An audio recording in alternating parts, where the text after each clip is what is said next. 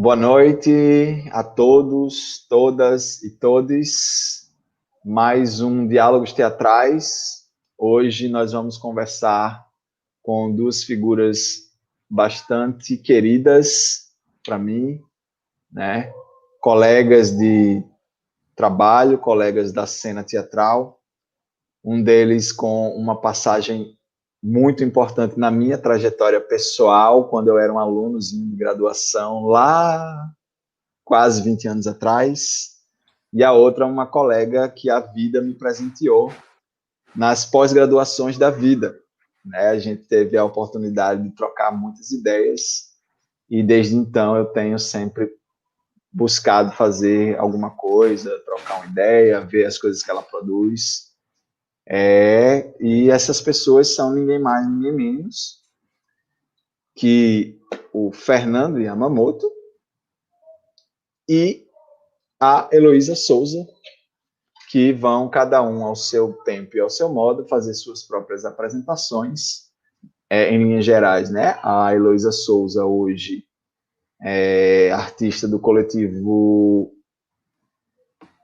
Fugiu. Teatro das Cabras. Teatro das Cabras. Eu estava na dúvida se era Teatro das Cabras ou só as Cabras. E o Fernando é diretor do grupo Clowns de Shakespeare, né? E aí eles vão, na fala deles, eles vão falar melhor a trajetória deles, um pouquinho do que eles pensam a respeito desse tema, que é direção, né? Dentro dos muitos elementos que a gente tem na constituição da linguagem teatral, eu convidei-os para falar sobre direção especificamente. Desde já eu agradeço aos dois pela disponibilidade de poder estar aqui, né? Dedicar um tempinho para falar sobre essas questões e para manter esse registro aí da história artística do nosso estado, né, que por muitas vezes é tão apagado, é tão pouco considerado. Eu espero também contribuir nesse sentido. Com a palavra, Elo.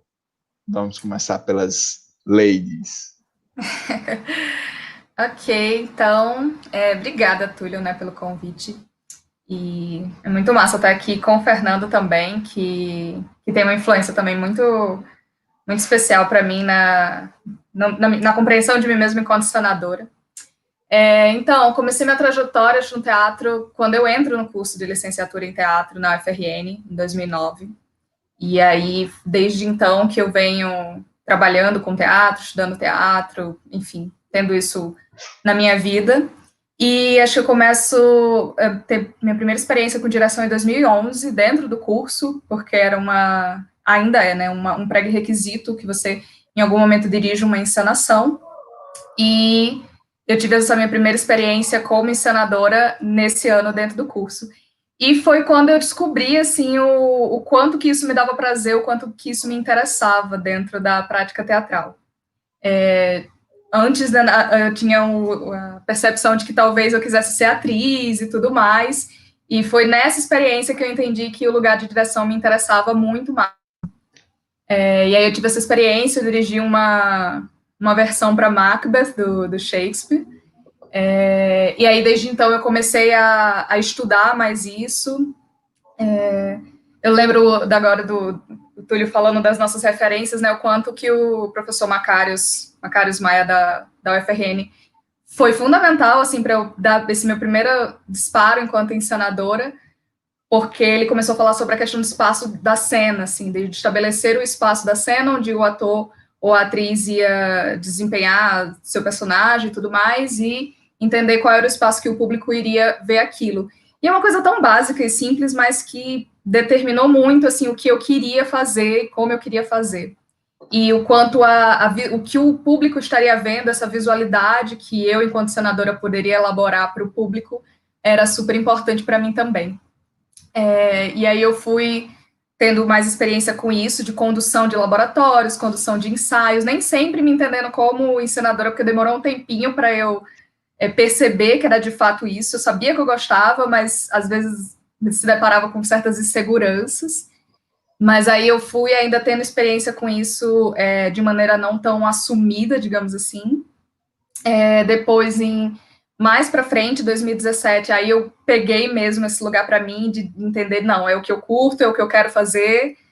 de tentar me entender mesmo como encenadora, e aí eu dirigi o espetáculo Tratado de Mim Mesma na Infertilidade, com o apoio do Itaú Cultural, na época do edital do Rumos, e foi um espetáculo com a Sociedade T, que é um grupo que eu fiz parte durante 5 anos, que eu ajudei a fundar também. E aí foi minha segunda experiência, assim, com direção mesmo, assim, dirigindo o espetáculo inteiro e não algumas partes, como eu fazia às vezes. E aí, ano passado, eu saí da Sociedade T e iniciei um novo projeto, que é o Teatro das Cabras, onde eu tento criar encenações contemporâneas prioritariamente com mulheres em Natal. E aí eu, com a parceria com Fernanda Cunha, que é dramaturga em Natal, eu dirigi o espetáculo A Tragédia Mais Insignificante do Mundo, que foi o último espetáculo que eu dirigi. E aí, enfim, venho trabalhando nesse lugar enquanto senadora, pesquisando isso, praticando isso, ao mesmo tempo que eu desenvolvo pesquisas acadêmicas na área de figurino, que é de onde vem a minha formação acadêmica, assim, de pensar mestrado, doutorado, que é o que eu tenho feito agora, e que se relaciona diretamente com a minha prática como encenadora, por causa da importância que a visualidade tem para o trabalho que eu faço. E aí o figurino entra nisso também. E acho que é isso, assim, pensando um pouco a minha trajetória, resumindo, seria um pouco isso, para começar.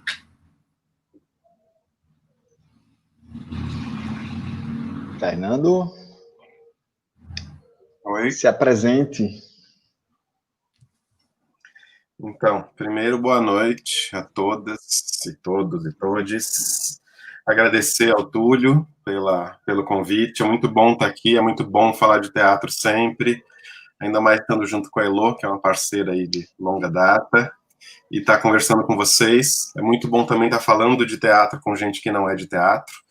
Espero que alguns não sejam de teatro ainda, mas possam vir a ser de teatro daqui a alguns anos. E acho muito legal, bom, eu gosto muito de falar sobre direção, mas eu acho que talvez o mais legal da proposta que o Túlio fez nessa conversa esteja além de falar só da questão da direção, que acho que aí passa um pouco, né, pela minha história, que é pensar no teatro de uma forma mais ampla, né? Eu sempre gostei de teatro, sempre gostei de arte, de literatura, sempre, né, pelos meus pais e tal, desde criança sempre tive muita proximidade com isso. Sempre assisti muito teatro, mas fazer teatro era uma coisa que nunca passou pela minha cabeça. Porque, no senso comum, fazer teatro é ser ator e atriz, né? Essa é a ideia que se tem em geral, né? Assim, você devia fazer teatro. Você não fala que você devia fazer teatro, você vê alguém que desenha bem, alguém que escreve bem, você não costuma falar, você devia fazer teatro, né? Você devia fazer teatro sempre quando alguém, em geral, é mais expansivo e tal, e que também é uma outra visão um pouco, nem sempre correta, de que quem é mais extrovertido e tal vai ser um ator melhor ou uma atriz melhor, né? E aí o que acontece comigo é isso. Quando eu estava no último ano da escola, né, um ano antes de fazer o vestibular, um professor de literatura me chama, eu e um outro aluno com quem ele tinha mais proximidade e tal, e nos convida para juntos a gente dirigir uma peça de teatro sobre as escolas literárias brasileiras, como uma forma de dar um suporte para os alunos ali para o vestibular, né? Nenhum da gente tinha experiência nenhuma com teatro, nenhuma das pessoas que fez e tal, mas a gente fez essa farra aí, essa festa, né, essa experiência completamente empírica, né, que a gente não sabia ainda exatamente, né, como fazer, mas foi uma experiência muito forte, assim, a gente brinca que, eu brinco que o vírus do teatro entrou no sangue. Eu sei que fazer brincadeira de vírus nesse momento não é mais a brincadeira mais adequada, mas é porque a gente sempre falou isso, a gente fala isso esse tempo todo. E dessa experiência, então assim, eu já começo fazendo teatro como diretor, que é um caminho um pouco inusitado, né? Não é o caminho normal, em geral, por essa coisa as pessoas buscam teatro para ir para a cena, como a própria história que a Elô contou dela. Depois de muito tempo, eu acabo indo para me experimentando algumas vezes como ator, né? Não é uma experiência que eu recomendo para que ninguém assista, mas muito mais como para entender um pouco o que está do outro lado, né? Que eu, em certo momento, eu comecei a entender que seria importante passar por essa experiência também. E acho que é isso, sim. E aí, bom, essa minha experiência que eu contei é a experiência do meu grupo também. Eu faço parte do grupo Clowns de Shakespeare, eu sou um dos fundadores dos Clowns, e eu comecei a fazer teatro no momento em que o grupo é fundado, né? O grupo agora em novembro vai fazer 27 anos, e eu estou desde a fundação, então essa história da gente, essa minha história é a história do grupo também, né? E hoje a gente tem aí ainda uma fundadora, que é a Renata, e outros integrantes que foram entrando ao longo do caminho. Acho que para começar também era isso, para dar essa primeiro panorama aí. Tá bom, então. Eu acho que para a gente pontuar, eu acho bacana, né? Fernando já falou teatro é muito além, né? De atuar e é muito além de dirigir. Tem vários elementos aí que se coadunam para dar uma forma estética que a gente tem chamado ao longo desses últimos séculos aí de teatro, que tem cambiado muito. E aí eu acho que não tem como escapar de uma querela que tem sido instaurada aí, né? Em todos os bate-papos que eu tenho tido, essa pergunta vem à tona. E aí eu queria ouvir de vocês um pouco as impressões de vocês acerca disso, né? Esse momento que a gente tem vivido, essas coisas que estão acontecendo, como é que vocês encaram? É teatro? Não é teatro? A gente deve pensar que é uma outra coisa que está surgindo? Não é? Enfim, eu queria ouvir um pouco de vocês, principalmente porque eu sei que Fernando está com a experiência de realizar um experimento virtual, talvez trazer um pouco disso aí, e já aproveito para já deixar a dica, puxar um paralelo com a tua prática antes, e aí a gente vai conversando e problematizando. Não, primeiro, acho que tem uma coisa legal que eu tinha até pensado em falar antes, assim, acho que de todas as desgraças que a pandemia nos trouxe, né, e aqui no Brasil, ainda mais que no resto do mundo, por causa desse desgoverno terrível que a gente tem, mas eu acho que tem uma coisa bacana, que acho que a pandemia, o isolamento, ele fez com que a gente revisse alguns conceitos em relação a algumas questões. Acho que nem cabe para a Elo isso que eu vou falar, porque Elo eu sei que sempre foi rata de Vimeo e YouTube e assistir teatro pela internet. Eu nunca tive nenhum saco, mas o fato é que a gente está tendo a oportunidade agora, e principalmente, né, os teus alunos aí, Túlio, que estão assistindo a gente, de ver um monte de gente do Brasil e do mundo inteiro, né? Porque acho que nesse momento também está todo mundo disponibilizando muito seus trabalhos, seja trabalhos feitos especificamente para a internet, seja espetáculos antigos e tal, filmagens de espetáculos e tal. Então, acho que isso é uma coisa super bacana, que é a oportunidade que a gente está tendo. Então, aproveitem isso, né? Peguem aí com tudo, tem as referências, tem muita coisa sendo disponibilizada online, muitas coisas gratuitas e tal, eu acho que isso é bacana aproveitar.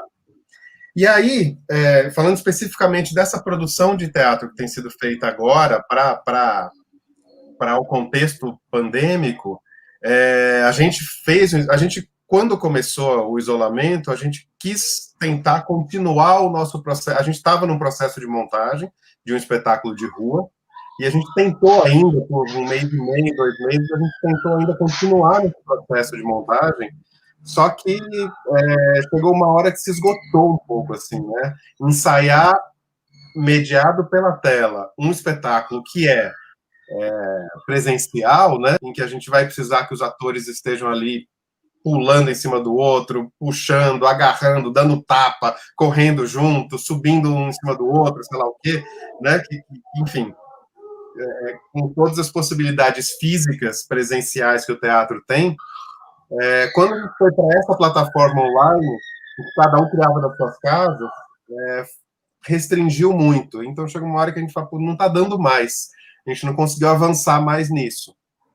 E aí, a gente resolve, alguns grupos estavam começando a experimentar, criar algumas coisas, e a gente resolve se lançar também nesse universo. A gente criou um trabalho que se chama Clandestino, né, que ele fez uma temporada, fez algumas temporadas, ficou 2 meses em temporada, e agora a gente está trabalhando só num outro formato, que como é uma experiência feita para um grupo de 6 pessoas, agora a gente está vendendo só o pacote fechado, né?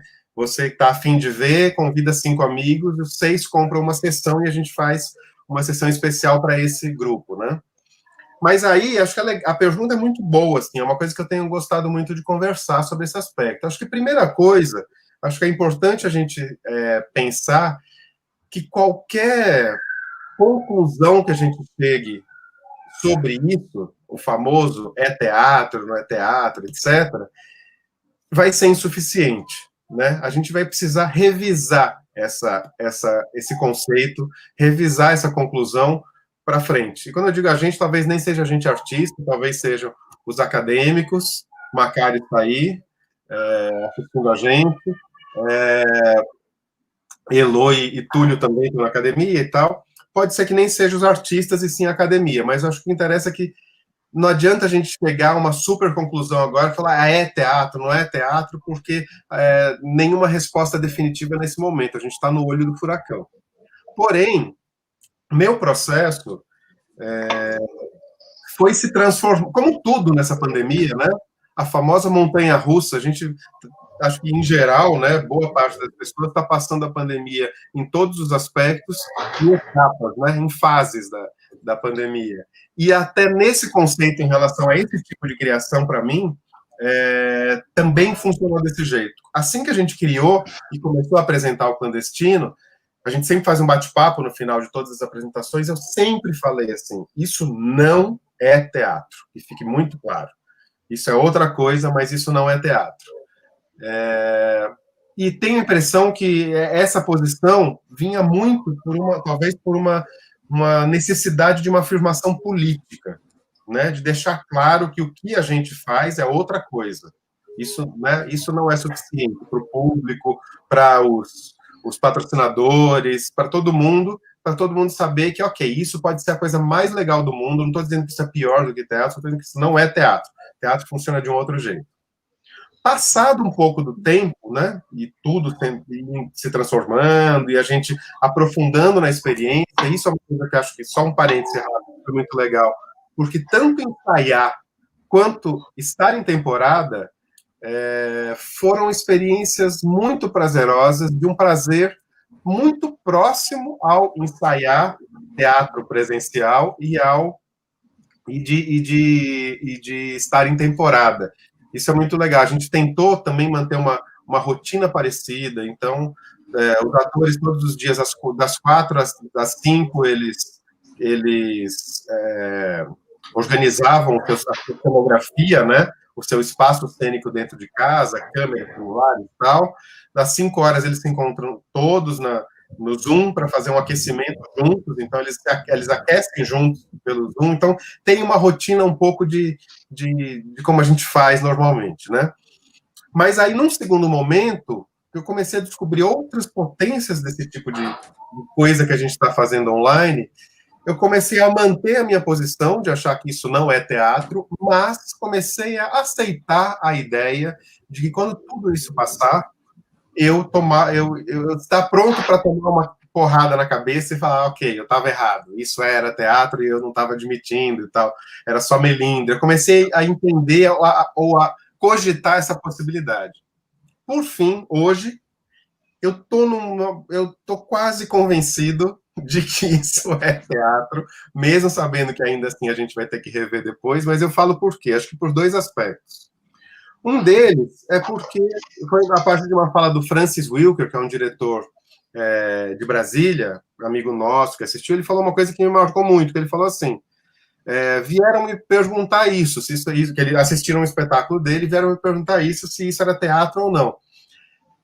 Eu falei, acho que isso a gente tem que chamar isso de teatro, porque o teatro, se a gente for pegar, por exemplo, não sei se vocês conhecem, existe uma modalidade de dança, vamos chamar assim, chamado videodança. Isso foi criado na década de 40. E assim que foi criado, a dança rapidamente já se apropriou disso e falou, isso é dança. É uma coisa que chama videodança, mas é dança, né? E o Francis falou, o que eu estou fazendo aqui, mesmo que seja mediado pela tela, pela conexão remota e tal, eu estou usando o conhecimento que eu adquiri ao longo da minha vida. E a única coisa que eu sei fazer na vida é teatro. Eu aprendi a fazer teatro, eu faço teatro, eu estudei teatro. Então, o que eu estou fazendo aqui, eu estou fazendo com o meu conhecimento de pessoa de teatro. Então, se eu não falo isso é teatro, daqui a pouco vem o audiovisual, né, o cinema, o vídeo, e rouba isso de mim. Porque o que a gente está fazendo, a gente está inventando uma linguagem nova, é uma coisa nova. Então, acho que isso é uma coisa.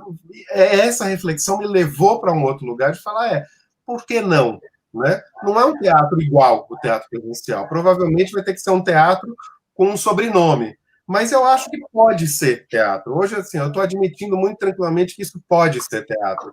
E tenho gostado de chamar de teatro possível, né? Hoje eu estou chamando de teatro possível porque eu sei que quando a gente, né, vier vacina, quando a gente voltar para o convívio presencial, por mais que vá diminuir muito a quantidade de produção desse tipo de trabalho, eu não tenho nenhuma dúvida que esse tipo de trabalho vai continuar, de uma forma ou não. Outra, né? A gente passou por uma experiência muito bacana nessa temporada, que cerca de 500 pessoas assistiram o nosso trabalho, e assistiu gente do Brasil inteiro, assistiu gente de vários outros países. Então, assim, a temporada de estreia de um trabalho nosso pode ser vista por gente do Brasil inteiro, do mundo inteiro. Então, tem características bacanas também, e acho que nesse momento que a gente precisa se agarrar a elas e curtir essa experiência, né? Acho que é isso. Falei demais e falo demais, né, gente? Mas vamos lá. Eu acho muito massa isso que o Fernando está falando, e acho que, assim, pensar que tem os arquivos de teatro e tem essa outra linguagem que está começando a ser elaborada agora pelas circunstâncias que a gente tem. E, sim, eu concordo super que eu acho que o arquivo de teatro, ele é, inclusive, uma ferramenta pedagógica muito fundamental e que precisa ser, inclusive, mais afirmada, assim. Eu acho que a gente está no momento hoje que permite isso. Eu me formei em Natal, né? Tipo, não vai a quantidade de espetáculos, não circulam por Natal como circula, sei lá, por São Paulo ou algo do tipo. E poder acessar arquivos de teatro pela internet, pelo YouTube, Vimeo, enfim, que foi coisa que eu fiz durante muito tempo para construir, inclusive, meu repertório, é muito fundamental, assim. Então, eu acho que é uma ferramenta pedagógica muito importante pelo tipo de alcance que pode ter e que a gente precisa se debruçar mais sobre ela até. E aí eu defendo a ideia de que eu acho que os conceitos das coisas, eles são completamente imutáveis e eles precisam ser expandidos o tempo todo. Então, acho que a gente está no momento agora vivendo mais uma expansão da ideia que a gente tem de teatro. Como a gente vive expansão de tudo, assim, pensar que, sei lá, o teatro que a gente estava fazendo antes da pandemia começar não era o mesmo de 100 anos atrás. Talvez pessoa de 100 anos atrás olhasse para o que a gente faz e dissesse que é absurdo, que não é isso, né? Então, acho que a gente vai o tempo todo expandindo esses conceitos, esses entendimentos, buscando outras formas de fazer, que não significa que a gente está negando as coisas, mas eu gosto de pensar realmente nessa ideia de expansão dos conceitos, de que eles vão se alargando e vão contemplando outras experiências possíveis, como o Fernando falou. E aí eu acho que tem uma coisa que a gente está agora vivendo uma coisa muito específica, que a gente está fazendo o teatro que a gente está fazendo agora, com essas plataformas de conferência e tudo mais, não é só porque a gente quer, porque a gente não tem como fazer de outra forma no momento, né? Então, o fato de ter essa interdição, de você não ter exatamente possibilidades para escolher assim, não, eu vou fazer ou não vou fazer no Zoom, mas eu poderia estar fazendo também no teatro normal com as pessoas. Não pode. Então, acho que ter essa restrição já implica em uma série de coisas em relação a essa experiência. Que se você quiser continuar criando de alguma maneira, é a alternativa que tem. Mas me interessa pensar, e aí é uma coisa que não tem como a gente contabilizar agora, assim, quando que vai ser, mas eu acho que o que vai acontecer quando a gente poder voltar a fazer o teatro da forma como a gente podia fazer. Que aí eu acho que a gente vai ver a guinada dessa linguagem de fato. A gente vai ver, quando a gente vê as opções, o que fica dessa linguagem que está sendo experimentada nas plataformas de conferência, e como que isso vai afetar o teatro que a gente faz, que a gente chama de presencial. Às vezes eu vejo muita gente falando, tipo, um teatro meio virtual e um teatro meio presencial. No entanto, tipo, a gente está presente aqui. Tipo, eu, o Túlio, o Fernando, estamos aqui presentes, por mais que não compartilhando o mesmo espaço-tempo físico, mas ao mesmo tempo, eu acho que todos esses conceitos foram alargados agora. Você pensar virtualidade, você pensar o que é físico, o que não é, o que é presença, o que não é, tá tudo meio borrado, assim. Você vai dizer que a gente não tá presente aqui? A gente tá de alguma forma, a gente tá compartilhando algum tipo de espaço-tempo na virtualidade que não deixa de ser.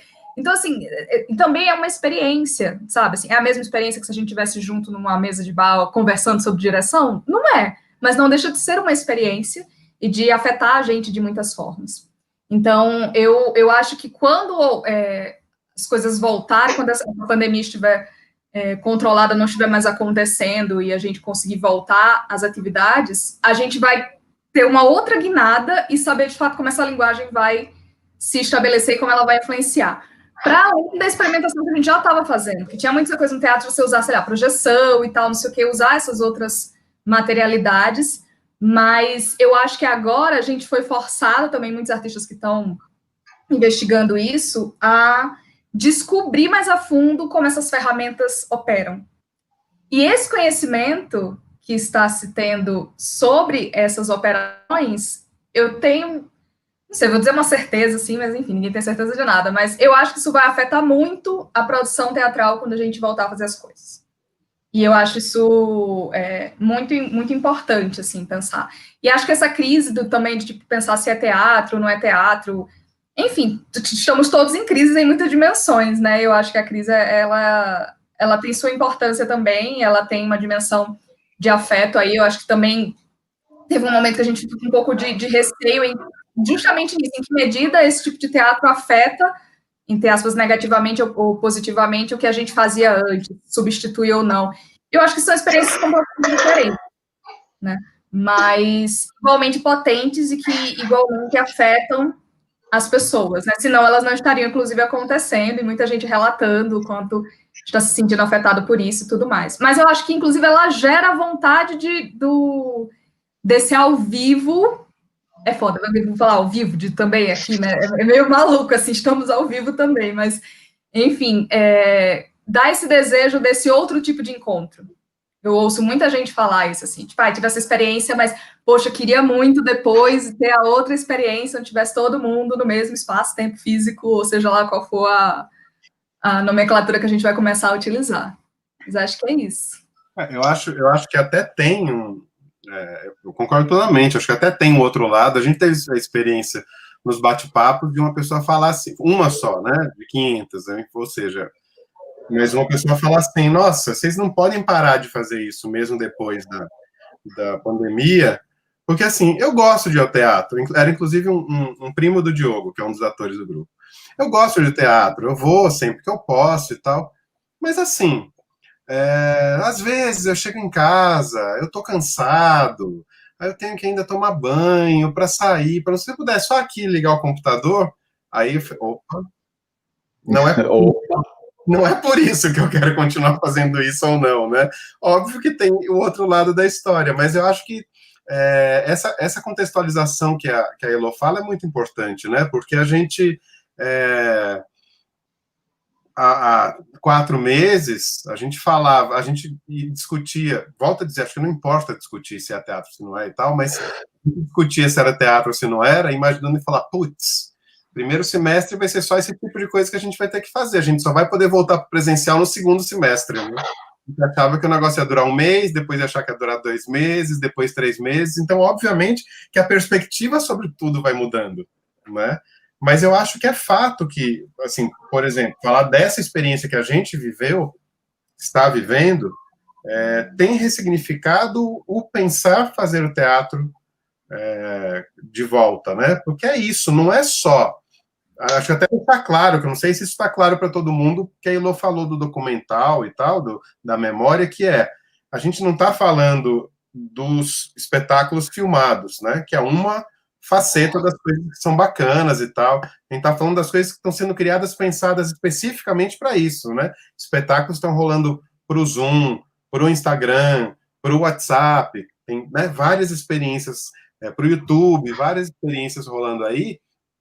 E para mim é muito claro, acho que até algumas experiências têm tentado um pouco ir para esse caminho, e eu acho que não são as mais felizes, Eu acho que as experiências mais interessantes que têm sido feitas nesse formato são as que tentam se afastar da lógica do audiovisual e se aproximar da lógica do teatro, que não é o teatro igual a gente fazia, né, fisicamente, mas se a gente for entrar nessa seara, a gente vai sempre sair perdendo em relação às séries, aos filmes, às novelas, porque tecnicamente, enquanto conhecimento dessa área, do enquadramento, da câmera e tal, eles têm muito mais que a gente. Só que a gente, acho que tem muita experiência acontecendo que tem passado uma rasteira na tecnologia e usado de um outro jeito. E acho que isso é uma atitude muito teatral de ser feita. O teatro, ele tem isso, né? Acho que o teatro tem essa beleza de que para fazer um castelo em cena, você não precisa construir um castelo. Basta você botar uma cadeira e fazer o público acreditar que aquilo é um trono, que está dentro de uma sala, de um palácio, de um castelo. Então, esse poder desse pacto da imaginação que o teatro nos dá, eu acho que está sendo trazida essa lógica para essas experiências online, e acho que isso é muito bacana. E aí... Desculpa. Vou botar pimenta no tempero, né? Você está falando disso, Fernando, e Elô falou um pouco antes. Me parece que há uma coisa em comum entre essas duas coisas, né? Eu tenho estado nessa crise, mas eu tendo mais a compartilhar das ideias do Dubat, pensando que existe uma experiência que ela é convivial e a outra que é tecnovivial, né? Porque, realmente, se a gente fala em presença, eu lembro da Feral, né? A Josette Feral, ela fala que a ausência é absoluta, a presença não. Existem níveis diferentes de presença, disso que a gente chama de presença, né? Nós estamos presentes, mas nós não estamos em convívio, nós estamos em tecnovívio. E aí eu acho que o Dubat, ele tem uma proposição que ajuda a gente a pensar um pouco isso. Mas eu estava pensando aqui, vocês estavam falando, mas tem uma coisa que comunga as duas experiências, vamos chamar assim. Eu prefiro tratar assim, realmente, né? Porque eu entendo que as experiências que a gente pode ter nesse formato não são melhores nem piores, elas só são diferentes, né? Elas nos chegam de uma forma diferente e elas causam efeitos que são diferentes, desde esse exemplo que o Fernando falou do espectador que quer ficar em casa, mais de boa, até o cara que não consegue se conectar com aquilo por conta da tela, por conta da luz que passa, do barulho, enfim. E aí a gente vai ter N experiências, mas é uma experiência que é capaz de, inclusive, transformar aquele sujeito, né? E aí eu acho que isso é mais importante, né? A gente é capaz de criar uma experiência que chega na pessoa. E aí eu penso que talvez a teatralidade, e aí eu já faço um gancho para puxar, né, não seria a possibilidade, né, porque o Fernando, na última fala dele agora, ele falou sobre isso, né? Para construir um castelo, eu não preciso colocar um castelo, né? Eu posso criar alguma coisa ali que leva ao castelo. Isso é a teatralidade, que não está presente apenas no teatro, né? E aí existe uma grande querela teórica sobre isso, né? Mas aí eu já faço esse link para a gente pensar. Essa teatralidade que se pode construir tanto aqui nesse espaço da tela, como lá no palco do teatro que a gente fazia até 2020.1. Como é construir essas teatralidades, né? Como é para você, Fernando, e para você, Heloísa, como é que funciona? Como é que você sai de uma ideia, por exemplo, de vamos fazer alguma coisa online, esgotou o que eu estava fazendo lá, né? Fernando falou uma frase que eu achei legal, era como a gente faz normalmente. Como é que faz? Né? Como é que essa pessoa, como é que essa figura chamada diretor faz para construir essa teatralidade? Seja lá no modo presencial, seja nesse modo tecnovivial aqui que a gente tem. Elô? Eu acho que o Fernando consegue até falar melhor do que eu, assim, porque ele teve essa experiência, né, de dirigir mesmo, de estar criando uma obra que com esses formatos e tudo mais. Eu ainda não tive essa experiência, mas tem até uma coisa, assim, que eu fiquei pensando, puxando um pouquinho para trás antes de chegar nessa coisa da teatralidade, que eu acho que também talvez caia nisso um pouco, que é do como esses outros formatos, eles começaram a trazer de volta a discussão da interação, como sendo muito importantes para construir essa experiência mais próxima do que seria o que a gente estava chamando de experiência teatral. Enquanto que se antes dessa pandemia a gente já tinha muitas experiências cênicas que puxavam para a interação entre quem estava em cena e o espectador, mas ainda se tinha muitas experiências que evitavam isso, seja por parte do próprio artista de não querer convocar esse tipo de interação, mas onde o espectador poderia estar dentro mesmo da cena de alguma maneira, interferir na cena de fato. E muitos espectadores também não queriam, né, ter esse tipo de experiência. Parece que nesse formato, puxar a interação de alguma maneira é uma forma de reavivar isso, é uma forma de reafirmar ou sublinhar que as duas figuras, as duas pessoas, todas as pessoas envolvidas naquela experiência estão presentes ali. E isso é uma coisa que eu acho que é muito interessante, que eu acho que pode impactar muito como a gente vai fazer teatro depois disso tudo. Porque é uma outra experiência com a ideia de interação e que ajuda a ressignificar as coisas. Agora, essa experiência de tentar fazer essas transposições, eu acho que é muito interessante, assim, como a gente pega quase toda e qualquer situação espacial, digamos assim, pensando que esse da virtualidade também é uma outra espacialidade, e a gente consegue estabelecer essas convenções com o espectador, estabelecer esses jogos com ele, mesmo sendo uma plataforma que, sei lá, a maioria das pessoas não imaginava que seria possível estar fazendo isso, né? E eu acho que é possível porque a gente está jogando também com a ideia de representação a maior parte do tempo da nossa vida, né? Mesmo quando a gente não esteja tendo uma experiência cênica ou artística, a gente está jogando sempre com essas ideias de representação. Então, eu acho que a própria vida ela é uma base para pensar essas estratégias de teatralidade que a gente vai jogando. Mas eu acho que é isso. Acho que o Fernando consegue falar um pouco melhor dessa experiência enquanto direção, assim, para isso. Então, assim, eu acho que acho que a Elô deu uma chave muito preciosa na fala anterior dela, quando ela falou, né, alguém de 100 anos atrás, se visse teatro algumas experiências de teatro de hoje, poderiam dizer que não é teatro, né? E até isso, né, o que é teatro, ainda mais hoje, que essa relação de linguagem está tão explodida e tão difícil de uma definição, né? Nesse aspecto, hoje você tem muita coisa que até o público em geral fala assim, isso não é teatro. E é teatro, né? Assim, acho que pode ser considerado teatro. Estou falando de coisas presenciais, né? Então, nesse sentido, eu acho que quando eu falo que a experiência foi muito parecida da experiência que a gente sempre fez no grupo, é porque acho que a gente adotou uma mesma atitude e uma mesma postura de criação, né? Também não sei se é um conceito claro para todo mundo, mas acho que não dá para a gente falar só de um tipo de teatro, nem só de um tipo de direção. Existem muitos tipos de direção possíveis, né? Você pode, por exemplo, ter um diretor que trabalha numa perspectiva muito mais autocrática, né? E autocrática não é necessariamente autoritária, mas autocrática significa que você tem uma só voz que define as coisas. O diretor cria o espetáculo inteiro na cabeça e é ele quem cria e o resto vai atrás, o resto vai executando a ideia de uma pessoa só, né? Eu não trabalho desse jeito, eu não acredito nesse tipo de trabalho para mim. Acho que existem uma série de experiências incríveis que são feitas dessa forma. A minha história e a minha forma de trabalhar ela é completamente coletiva. Então, se eu disser, por exemplo, como é que é a base da criação, da construção cênica nos clowns?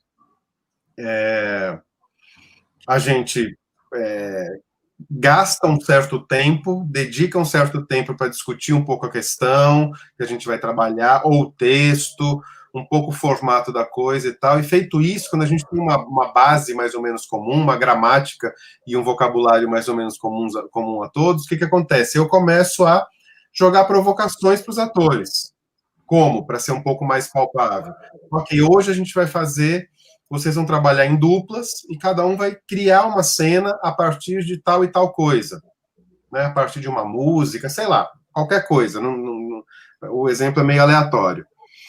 E aí eles vão trabalhar isso até o dia seguinte, digamos assim. E no dia seguinte, todos eles apresentam, né? A partir do que eles apresentam, eu pego, vou reprocessando isso e proponho outras coisas para eles. Então, a primeira faísca da criação da cena é sempre dos atores e das atrizes, sempre é do elenco, né? Quando a gente veio para essa plataforma, essa lógica continuou igual.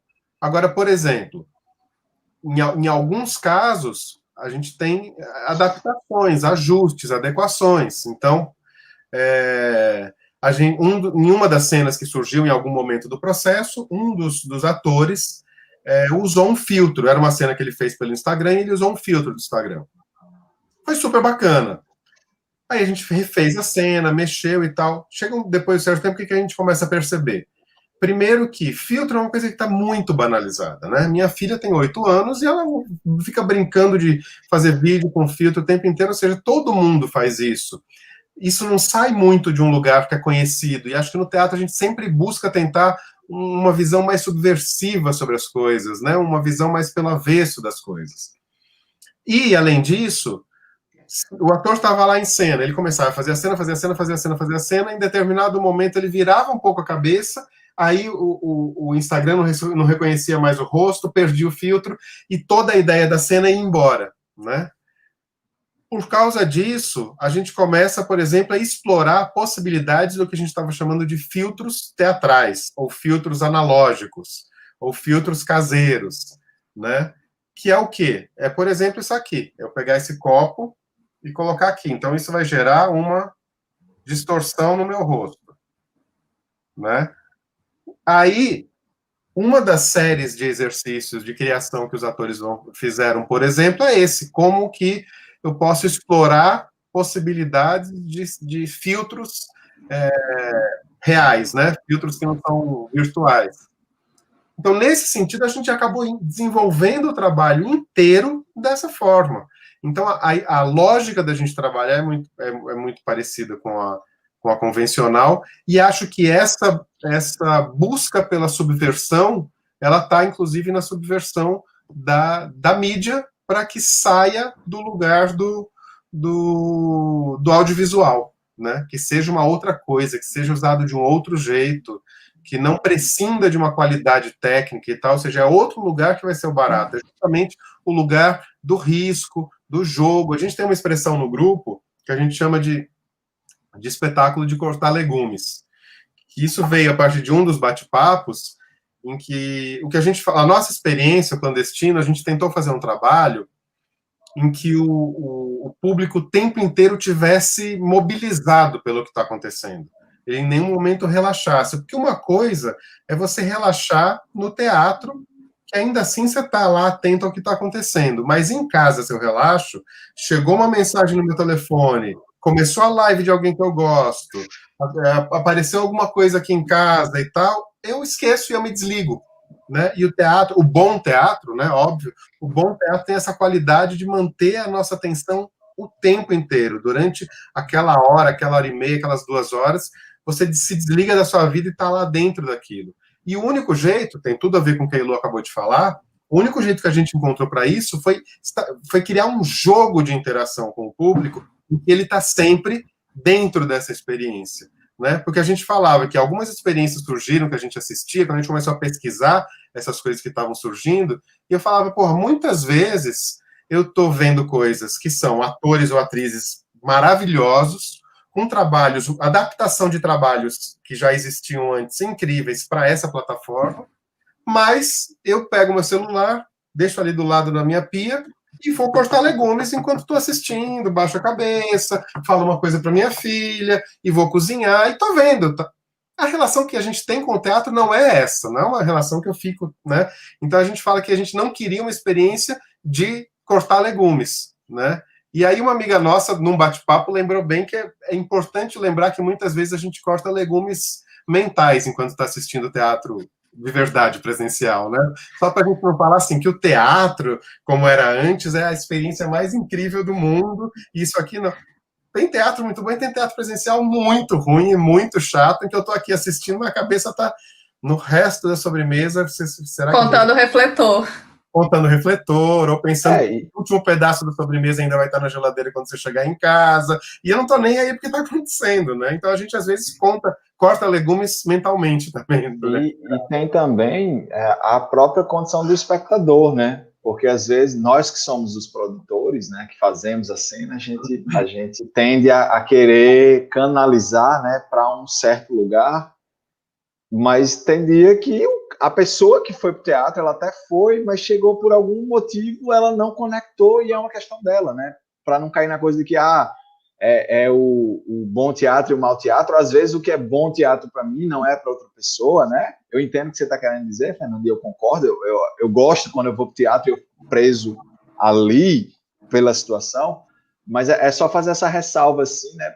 Porque não é uma questão, eu acho, pelo menos, não é só uma questão de valoração da qualidade, mas é da relação que se estabelece. E aí eu acho que é isso que foi legal, que a Elô apontou e você traz, que é qual é o tipo de relação que eu consigo estabelecer, né? Qual é o tipo de conexão, seja mediado pela tela ou não seja, né? De repente você vai ter espetáculos mediados pela tela que você vai se conectar mais do que você se conectaria se estivesse presencialmente, por N razões, né? Eu conversava sobre isso com os amigos e dizia, o que eu acho fascinante no teatro é que o cara que está lá na ponta da fila, ele influencia a recepção que eu vou ter do espetáculo estando na outra ponta, né? Isso é uma coisa que eu, Túlio, gosto muito no ir ao teatro, né, físico, ou seja, pode ser na rua, mas enfim, naquela situação que a gente tem costumeiramente, entendido como teatro, porque isso é muito bacana, coisa que aqui nesse espaço a gente perde um pouco, mas mesmo quando você vai aprofundar a reflexão, você vê que ainda é possível, né? Porque você pode ter ali, por exemplo,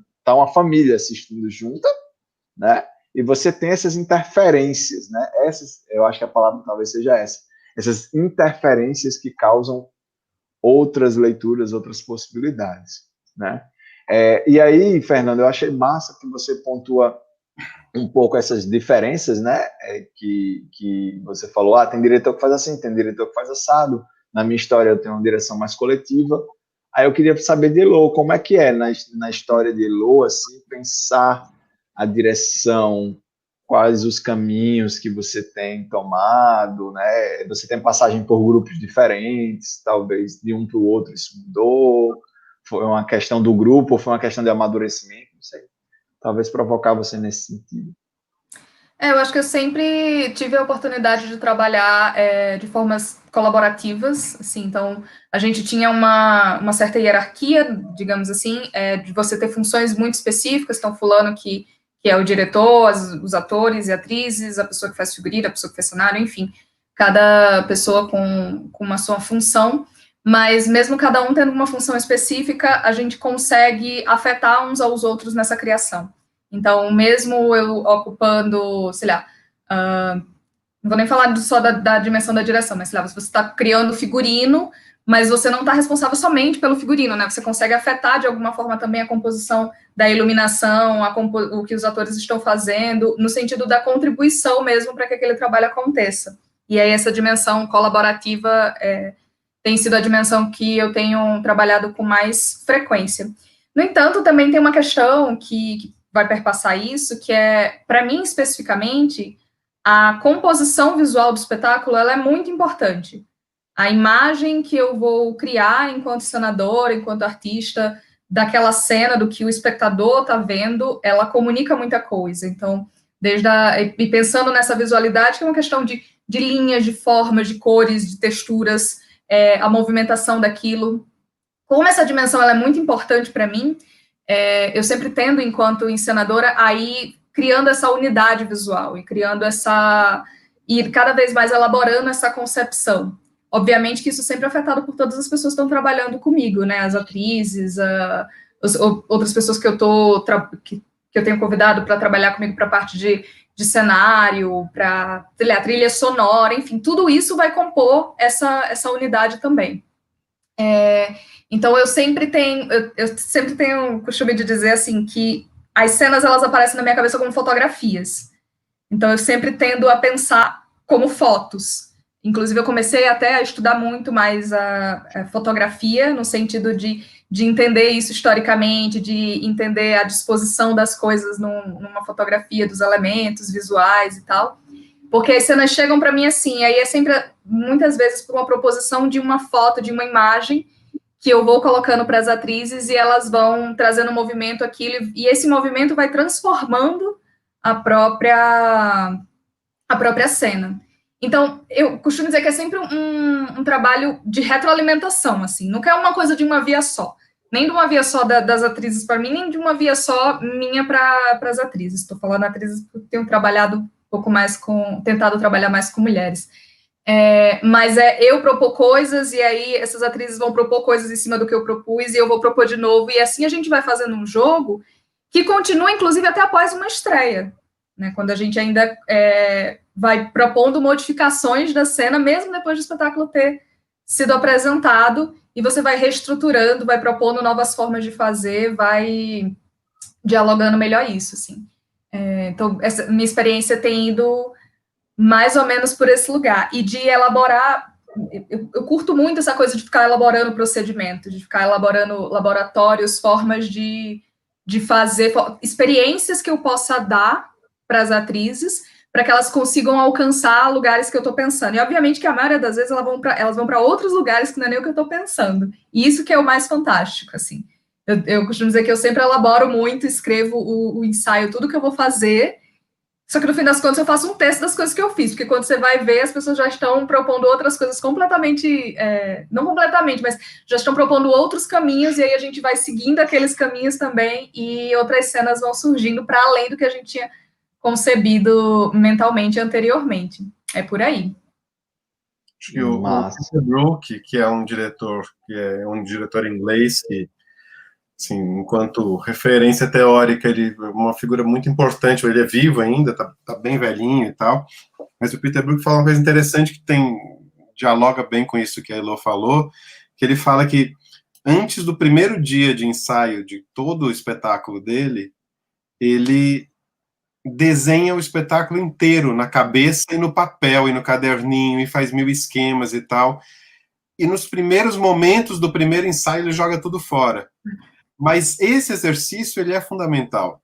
Eu acho que o nosso processo passa por aí, mesmo que seja, por exemplo, acho que, né, eu já tive a oportunidade de estar com a Elo, tanto em sala de ensaio, quanto em sala de aula e tal, né, assim, nesse espaço que é um espaço mais protegido, a gente já conversou muito sobre direção e tal, e eu sei que somos diretores de características muito diferentes, assim, acho que a Elo, de fato, ela tem essa filiação de um teatro muito contemporâneo, de um teatro muito imagético, então para a Elo é muito fácil construir a cena a partir das imagens que vem, né, enquanto que para mim isso sempre vem a posteriori, assim, né, e para mim a coisa da construção do pensamento coletivo da cena é sempre o que está em primeiro plano, né, não significa que eu não tenha preocupação ou interesse com as imagens, nem que a Elo não tenha preocupação ou interesse com a construção desse pensamento, mas não é exatamente as prioridades, mas pelo menos são as portas de entrada, né? É por onde eu crio, por onde ela cria, mas sendo de um jeito ou sendo de outro, acho que esse exercício de um diretor que tem essa postura de fato colaborativa, de estar o tempo inteiro, eu gosto muito de usar o termo de reconfigurando cartografias, que é o quê? Redesenhando os mapas que o processo vai seguir. Ou seja, eu chego no primeiro dia com o espetáculo ideal na minha cabeça, todo pensado, e que ele é muito pior do que o espetáculo vai chegar no fim, porque, obviamente, vai ter a contribuição de todas as pessoas, e todas as pessoas vão levar para outros caminhos, e que isso, inevitavelmente, vai ficar mais interessante, inclusive porque eu estou dentro desse processo também. Então, é muito mais fácil que a minha cabeça, junto com outras cabeças, pensem melhor do que a minha sozinha. Mas, a cada dia, esse processo tem que ser refeito. A cada dia, esse caminho construído até o espetáculo ficar pronto, ele é refeito, seja nos nossos caderninhos de direção, seja nas nossas cabeças, e a gente vai o tempo inteiro fazendo isso. Então, esse é um exercício, esse exercício de cogitando caminhos. Acho que ele é muito relevante no trabalho do diretor. Tem uma definição de diretor que eu gosto muito, que é cego guiando cegos, né? E é um pouco isso. Obviamente tem funções diferentes, e isso é uma outra característica de um certo tipo de teatro, que eu sou filiado, e a Elô também, que não coloca o diretor como a pessoa mais importante da cena e nem ninguém como a pessoa mais importante. O próprio termo direção já dá um pouco essa ideia, né? No mundo, em geral, a coisa da direção tem uma hierarquia ligada a isso. Não, a gente tem uma função específica.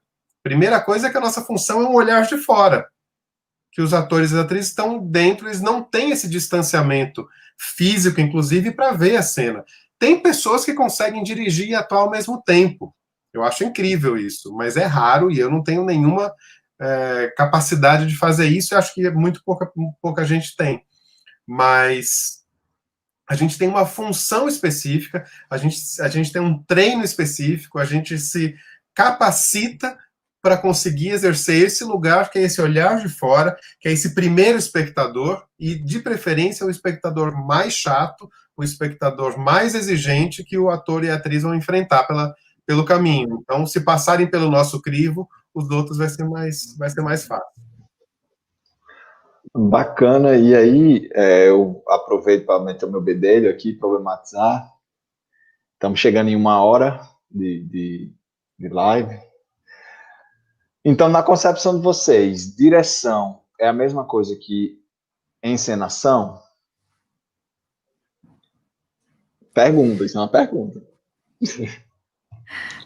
Eu estava até recentemente lendo um texto assim, sobre isso, de que a figura do encenador, ele não é uma figura que surge já a priori, assim, tipo, às vezes a gente pensa, né, que sempre surgiu, o teatro, entre aspas, surgiu. O teatro não surgiu assim do nada, né? Tem todo um processo até se configurar o que a gente hoje compreende, talvez, como teatro. E a figura do encenador ou do diretor, embora eu acho que tenha, assim, uma diferença, ela é uma figura que vai se construindo ao longo do tempo, né? Pensando que eu acho que a principal necessidade, talvez seja isso que o Fernando falou, de se ter um olhar externo. Porque a gente sempre está se deparando com a prática teatral como tendo alguém que vai representar alguma coisa. E, geralmente, esse alguém está sendo ali a figura do ator e da atriz. Então, é o que a gente reconhece com mais facilidade como sendo teatro, né? Por isso também que muita gente, quando começa a pensar em fazer teatro, raramente eu penso, nossa, eu queria ser um iluminador. Geralmente eu quero ser uma ator e uma atriz porque é aquilo que eu estou vendo, aquela pessoa que eu estou vendo com mais frequência, para fazer aquilo. Só que a partir desse olhar externo, começa a se ter outras necessidades, porque tem vários olhares externos no teatro, né? O figurinista, ele é também um olhar externo, o cenógrafo, ele também vai ser o iluminador, a pessoa que... Enfim, qualquer outra pessoa que não vai estar em cena, de fato, ele pode se configurar como um olhar externo. Só que de pontos de vista também diferentes, porque são responsáveis por materialidade diferente dentro da cena. E aí eu acho que vem uma coisa que é de ser mais comum, começa a surgir essa figura do diretor de atores, né? Então, aquela pessoa que vai começar a organizar o que os atores estão falando, como que eles podem desempenhar melhor as personagens e tudo mais. Inclusive, historicamente, assim, geralmente diretores de atores eram atores com mais experiência que iam ajudar os outros atores a desempenhar os seus papéis. E aí chega um ponto, assim, pensando principalmente nessa referência também de um teatro, às vezes, europeu, que acaba influenciando muito no teatro ocidental e brasileiro que a gente está fazendo, começa a vir essa figura que eu enxergo como sendo a do encenador, de ter uma visão, uma unidade na sua cabeça do que se configuraria a cena. Então, vai ser a pessoa que não é só mais o olhar externo, e ela não é somente um espectador avisado, e ela não somente vai se preocupar em ajudar os atores a fazerem melhor os seus personagens, digamos assim, mas ela vai ajudar a conectar todos os elementos de cena para que não esteja lá o cenógrafo fazendo X, e o figurinista fazendo Y, e o cara da luz fazendo Z, e quando junta tudo na cena, cada um tá indo para um lado, ou então tá todo mundo indo para o mesmo lado, mas é o mesmo lado do senso comum, muitas vezes. Então, o encenador, ele começa a ter uma assinatura mais forte, assim, e eu acho que Hoje, no fim das contas, a gente vai acabar confundindo muito, né? Usando muito o termo um pelo outro. No fim das contas, acaba sendo isso. Mas eu acho que tem esse lugar de pensar o encenador como alguém que está concebendo uma cena, né? Que está propondo uma unidade estética, que está propondo, às vezes, uma unidade discursiva também, e que ele vai convocar todo mundo que está trabalhando na cena a fazer isso junto. Então, tem uma gestão também ali de pessoas, tem esse outro lugar de alinhar, não sei nem como é a palavra, mas tipo de construindo uma linha de conexão em torno de tudo isso. Então, acho que no fim das contas acaba se usando as duas palavras como sinônimo. Mas acho que se a gente for observar historicamente, assim, teria meio que uma diferença. E pensando em senador, também como uma figura que começa a conceber mais a cena, né? Acho que é isso. Antes de passar para Fernando, eu achei massa que tu falou sobre isso, que era uma coisa que eu tinha pensado e topicalizado aqui. O Pavy, né, o Patrice Pavy, que é um grande estudioso do teatro, tem um dicionário do teatro, escreveu, né? Ame-o ou deixe-o, mas ele faz exatamente uma distinção que eu achei legal que você foi fazendo na tua construção, sabe, Lu? Que é isso, assim. Você tem algumas figuras que foram sendo chamadas de diretor de teatro ao longo da história e que estavam ligadas a funções, né? O diretor, a direção de ator, aquele cara que vai dirigir os atores, né? Que não necessariamente estava preocupado nesse todo estético, mas em como levar o ator a um lugar, né? E aí na fala de Fernando, por exemplo, na tua ficou claro isso, vocês fazem isso. Eu quero levar o meu ator para um lugar X. Pode ser que ele chegue no Y, mas ele passa ali pelo X para chegar no Y, ou não chega no X, e vocês têm essa interação, né? Principalmente na tua fala, Elo, tá muito clara a coisa da direção de cena, né? Como é que eu penso a cena, como é que eu configuro os elementos para que a fotografia chegue. E aí percebe como a gente vai passando por essas nuances que o Pavy ele destaca, que historicamente foram funcionando, e uma coisa que ele pontua, e eu acho bacana, é a coisa do diretor de teatro. Ele tem esse verbete, né? Diretor de teatro, que é o cara que é responsável pela parte administrativa, que é de como conseguir os meios, que talvez hoje esteja mais ligado a um produtor, né? Ali, mas que é uma função, né? E muitas vezes, e aí no Brasil, eu acho que a gente tem isso. Fernando começou falando da coisa do teatro, dessa capacidade, dessa impositividade quase que o teatro tem de criar meios para fazer as coisas surgirem, às vezes, do aparente nada, né? E de como nós, sujeitos que fazemos teatro, acabamos desenvolvendo essas capacidades, né, de ocupar figuras que são muito distintas, mas uma pessoa que acaba sintetizando muitas dessas coisas, né? Pelas falas de vocês, e aí me corrijam se eu estiver errado, eu posso estar falando uma grande besteira, mas me parece que a direção, o papel que vocês ocupam como diretores tem um pouco disso, né? É quase que uma pessoa que cuida de 1001 coisas, e mais especificamente na fala de Elo, o Fernando vai poder falar um pouco sobre isso daqui a pouco, mas me parece que é um acoplamento mesmo dessas duas funções, né? O encenador e o diretor estão ali juntinhos, numa figura só fazendo, embora você possa reconhecer esses lugares, digamos assim, de atuação. É isso mesmo ou eu falei besteira? Eu acho que pode ser isso. Eu acho que passa um pouco por que tipo de teatro a gente está falando, né? E existem muitos, e quando a gente pega esses teatros mais comerciais, esses teatros mais grandiosos enquanto estrutura, quantidade de dinheiro que movimenta e tal, você tem, né, você pega, por exemplo, a Royal Shakespeare Company, que é um grupo subsidiado pelo governo inglês que monta só Shakespeare e tal, principalmente Shakespeare. Você pega o programa de um espetáculo, você vai ter um nível de especificidade da ficha técnica. Você tem o diretor assistente de cenas de luta, enfim, isso vai para uma especificidade enorme, né? Eu acho que a figura central, vamos chamar assim, da organização, né? A figura que tem essa função de centralidade enquanto essa organização é o que a Elo falou, a figura que sempre existiu. O próprio Shakespeare, ele não era no seu tempo, considerado diretor, porque não existia a função do diretor teatral. O Shakespeare escrevia as peças e o Shakespeare era ator. Agora, por menos que se exista registros de como os processos aconteciam, não há nenhuma dúvida que era ele quem falava a coisa. Túlio, ó, você vai fazer esse personagem, ele é assim, assim, assado, tenta falar desse jeito, né? Vai não sei o quê, aparece lá em cima e desce, aí Elô... Obviamente era ele quem fazia isso, ele era a figura que organizava, que pensava a companhia dele, né? E aí, engraçado que eu estava pensando ontem nessa questão de encenador e diretor, porque enfim, apareceu no meu Insta um perfil novo, acho que me pediu amizade para mim, fui ver o que era, e falar um pouco sobre teatro. Eu não entendi muito bem nem qual que era, porque tinha só uns 2 ou 3 posts, assim. Mas aí tinha um que falava sobre a relação da direção e da encenação. Falava um pouco no sentido inverso do que eu acho que deveria ser pela denominação, né?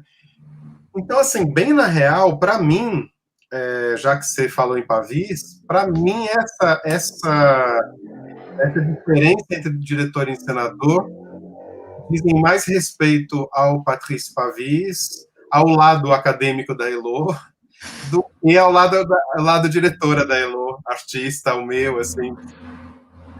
Para mim é uma coisa, entendeu? A gente se confunde tanto com isso, e eu não vejo um espetáculo. Esse espetáculo não teve direção, ele teve encenação, ou ele teve os dois. Assim, eu acho que é a mesma coisa no final das contas. Eu acho que é uma divisão muito mais para estudo do que de fato acontece em termos concretos, né? Mas aí eu queria, né, aproveitar essa coisa, essa fala da Elô e tal. Eu queria jogar uma pergunta para ela sobre essa coisa da relação com ela falou da direção de atores, né? E eu queria fazer uma pergunta. A Elô está desenvolvendo um trabalho, eu acho, muito referencial, assim, com o Teatro das Cabras, porque eu acho que muito atento aos movimentos que vem acontecendo no Brasil e no mundo, porque é um teatro que tem esse lugar de afirmação da mulher dentro do teatro, assim, né? A reflexão sobre isso, a construção de conhecimento sobre isso, e eu acho que isso é brilhante e muito necessário, muito importante. Mas eu queria perguntar para a Elô, ela que vem de uma experiência na Sociedade T, que era um coletivo de atrizes, homens e mulheres, né? E agora está com o Teatro das Cabras, que é fundamentalmente composto por mulheres.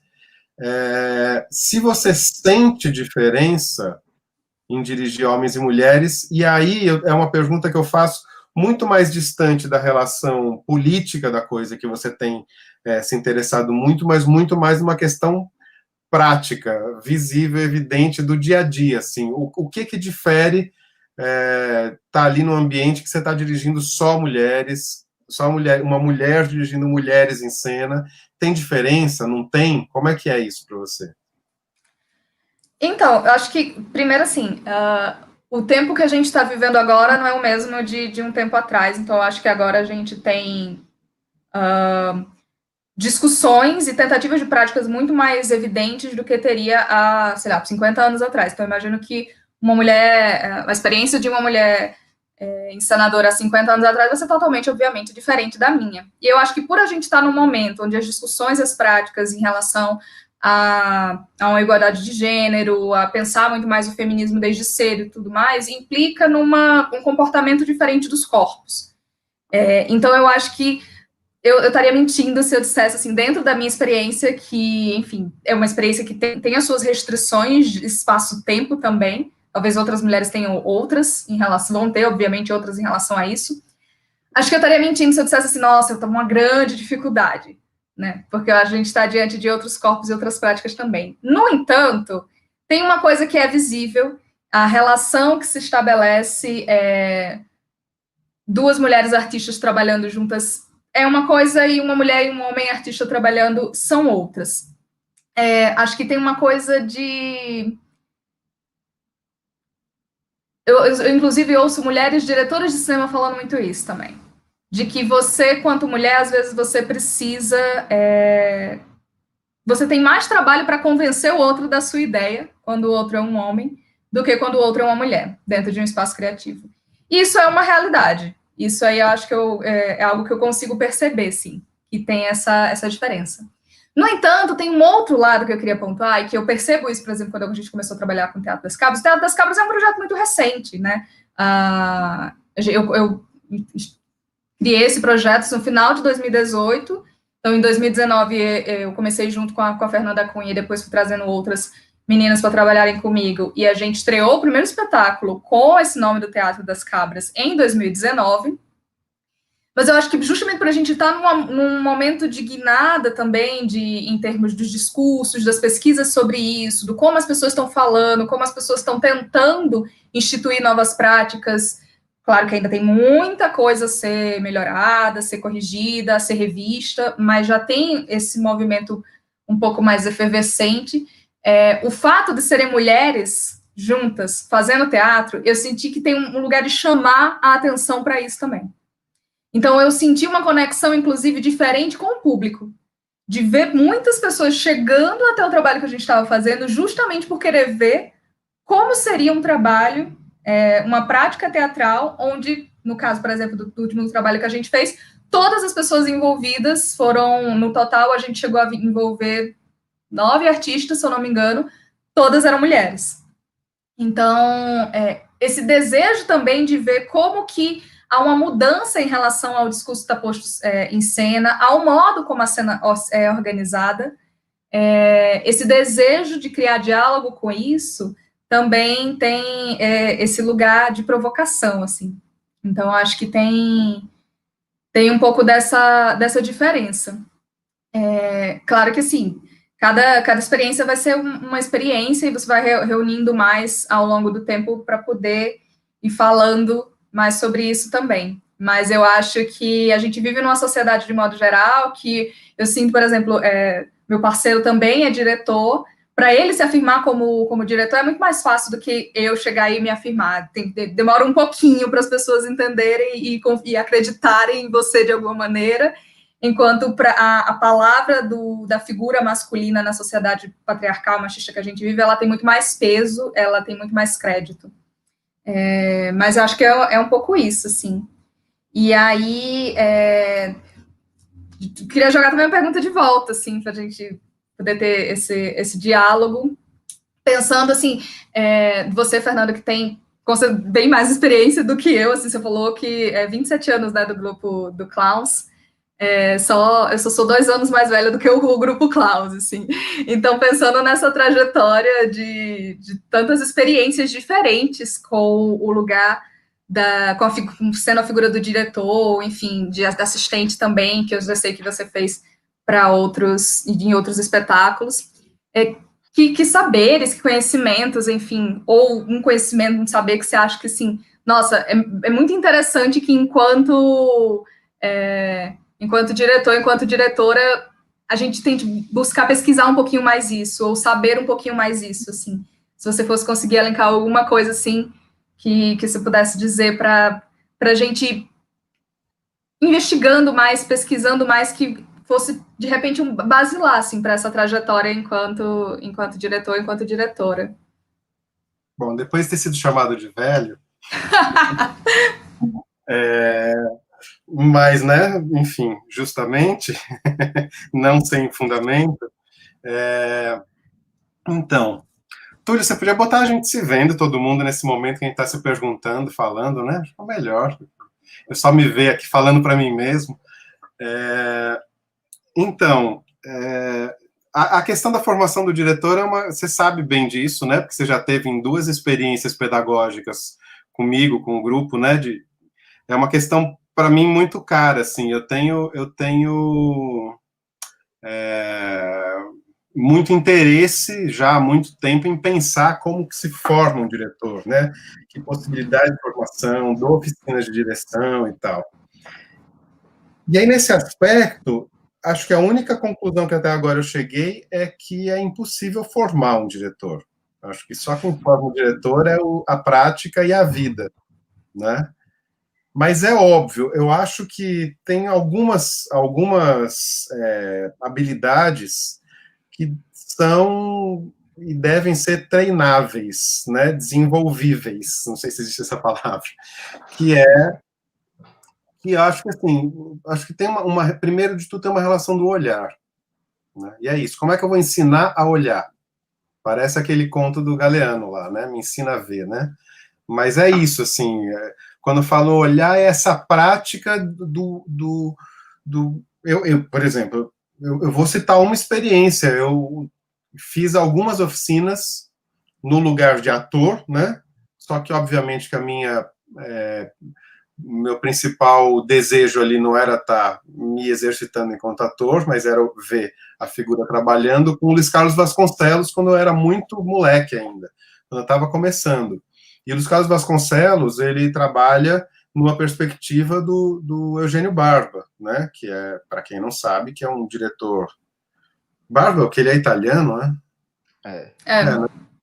É porque é isso, né? O Brook, ele é inglês e é radicado na França, o Barba é italiano, radicado na...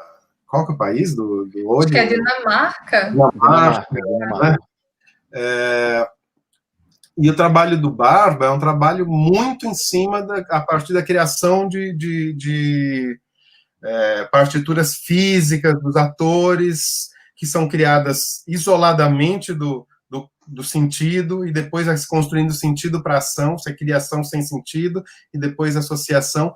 Então, e é um trabalho em que essa manipulação da ação e da construção do sentido é muito na mão do diretor.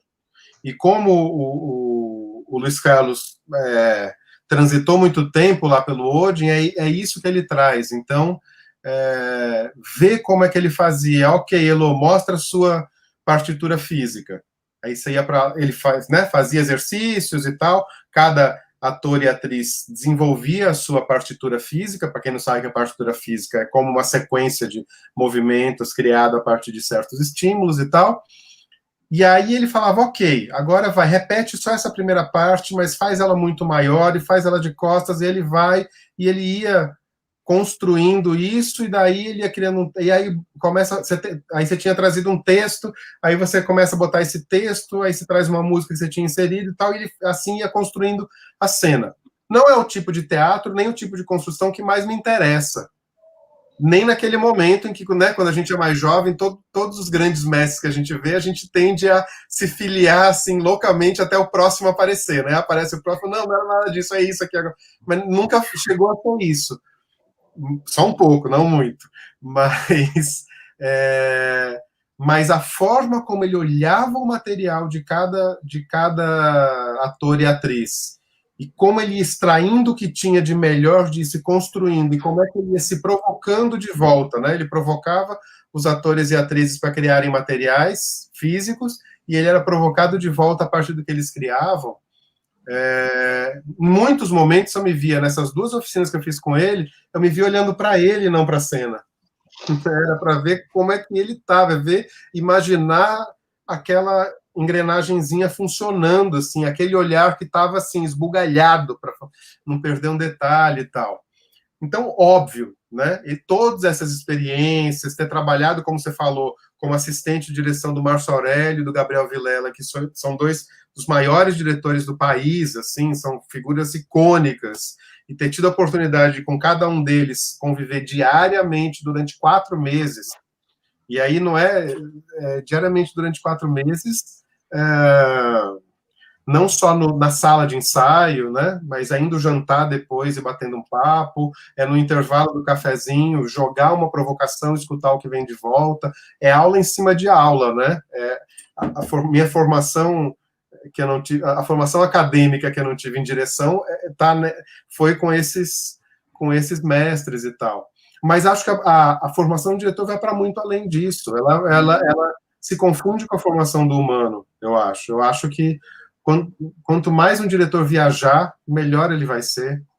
Sabe, assim, a Elo, antes de conhecer a Austrália, ela vai conseguir montar um... Se a Elo montasse de novo a tragédia depois de ir para a Austrália, ela montaria um espetáculo melhor. Se ela montasse depois de conhecer, né, de passar 3 meses imersa no sertão do Cariri, ela vai se tornar uma diretora melhor e assim por diante. Então, tá na leitura, tá no que você vê, né? E tá nessas habilidades que você vai desenvolvendo pela atenção, que é, por exemplo, eu sei que você tem isso muito também. Um diretor, ele tá com antigamente a gente falava parabólica, caralho, tem que atualizar o termo, mas com a parabólica ligada o tempo inteiro. Se eu tô andando na rua, se eu tô onde eu estiver, quando eu estou convivendo com os atores e as atrizes, pode ser que no intervalo, pode ser que num papo completamente despretensioso, surge a solução para a próxima cena. Esse olhar tem que estar sempre treinado, porque eu estou ali vendo, e aí eu estou conhecendo melhor o Túlio, aí o Túlio me solta uma que eu falo, porra, no ensaio ele nunca me mostrou isso, que ele acabou de me falar aqui, tomando um lanche na esquina, e aí eu vejo, caramba, Túlio, sabe aquilo que você fez? Experimenta fazer aqui, a gente mexe, transforma e tal. Então, acho que é um treino que não dá, não tem curso acadêmico, não tem oficina, não tem nada que dê isso pra gente. Mas acho que tudo isso dá ao mesmo tempo na sua parcela, né? É essa construção de visão de mundo, assim. Então, tem tanto nos aspectos mais técnicos, do olhar, dos procedimentos, claro, porque com qualquer um desses diretores que eu trabalho, eu vou vendo procedimentos, óbvio que isso importa, mas é o que você falou. Raramente você vai pegar uma coisa que você me viu fazendo numa oficina que você fez comigo e fazer igual. Porque o que eu fiz serviu para aquela situação. Agora, eu posso te provocar para criar um outro procedimento a partir do que você me viu fazendo, por exemplo. Caramba, dá para adequar, porque para isso eu preciso. Então, o como mexer com esse material é muito mais importante do que o pegar esse material. Mas é importante ter essa bagagem também, lógico, né? Então, é uma formação múltipla, porque no final das contas a gente é tudo e não é nada, né? Então, o que o diretor faz? Ele senta ali, assiste e vai mexendo nas coisas, né? Só Na isso. real, é isso que a gente faz, né? Assim, é meio impalpável, né? Difícil definir, assim. Fernando, agora deixa eu pegar, então, eu quero virar a pergunta. Você falou de como a contribuição humana se volta para a produção aí de um diretor, né? Você falou dessa importância. E aí Túlio, particularmente, a minha pegada tem a ver com como o teatro desencadeia processos de subjetivação. Essa é a minha pesquisa, né? Eu sou educador, trabalho como professor, então processos de subjetivação são a minha pira, né? Minha tese é basicamente sobre isso, né?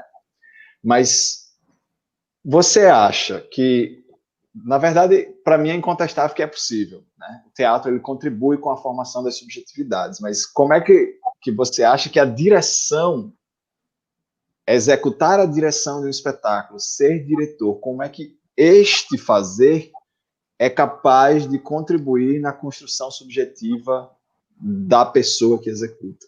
Porque você falou do movimento contrário, né? Como é que viajar, não sei o quê, transforma Elô, transforma Fernando. Mas como é que ser isso subjetiva vocês? E aí é programa Moto, mas é para a Heloísa também essa pergunta. Eu acho que tem muitas possibilidades de resposta, né? Eu acho que o que eu vou responder, obviamente, está dentro do universo da minha prática como diretor, né? Porque que aí, nesse sentido, eu acho que uma das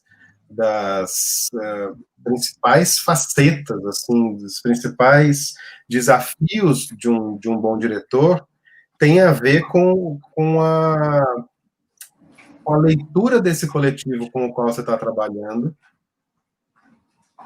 e como você conseguir potencializar essas forças coletivas, né? E acho que isso nos faz, e teoricamente, se o trabalho é bem feito, faz a todos nós que estamos no processo pessoas mais altruístas, pessoas mais que conseguem lidar melhor com a relação do outro, com a questão da alteridade. Eu acho que a alteridade talvez seja uma palavra relevante, assim, né? Porque eu acho que, para mim, o teatro é um processo muito coletivo, o teatro que eu faço. E nesse sentido, eu acho que a gente precisa potencializar essas forças coletivas, principalmente no mundo que a gente está vivendo hoje enquanto esta geração, e hoje enquanto hoje, pandemia, então nem se fala assim, porque eu acho que imagino que com todas as pessoas minimamente decentes nesse mundo estão revendo muitas coisas, né? Eu estou revendo muitos conceitos de vida a partir do que esse confinamento tem trazido, e acho que obviamente, acho que a gente de alguma forma já faz isso um pouco, mas a gente precisa radicalizar isso não só para a nossa experiência ser muito mais extrema, como a gente precisa fazer com que isso comece a ocupar outros espaços que não só as nossas pequenas ilhas, que é de fato uma relação coletiva com o mundo. Eu acho que a gente precisa estar nesse lugar.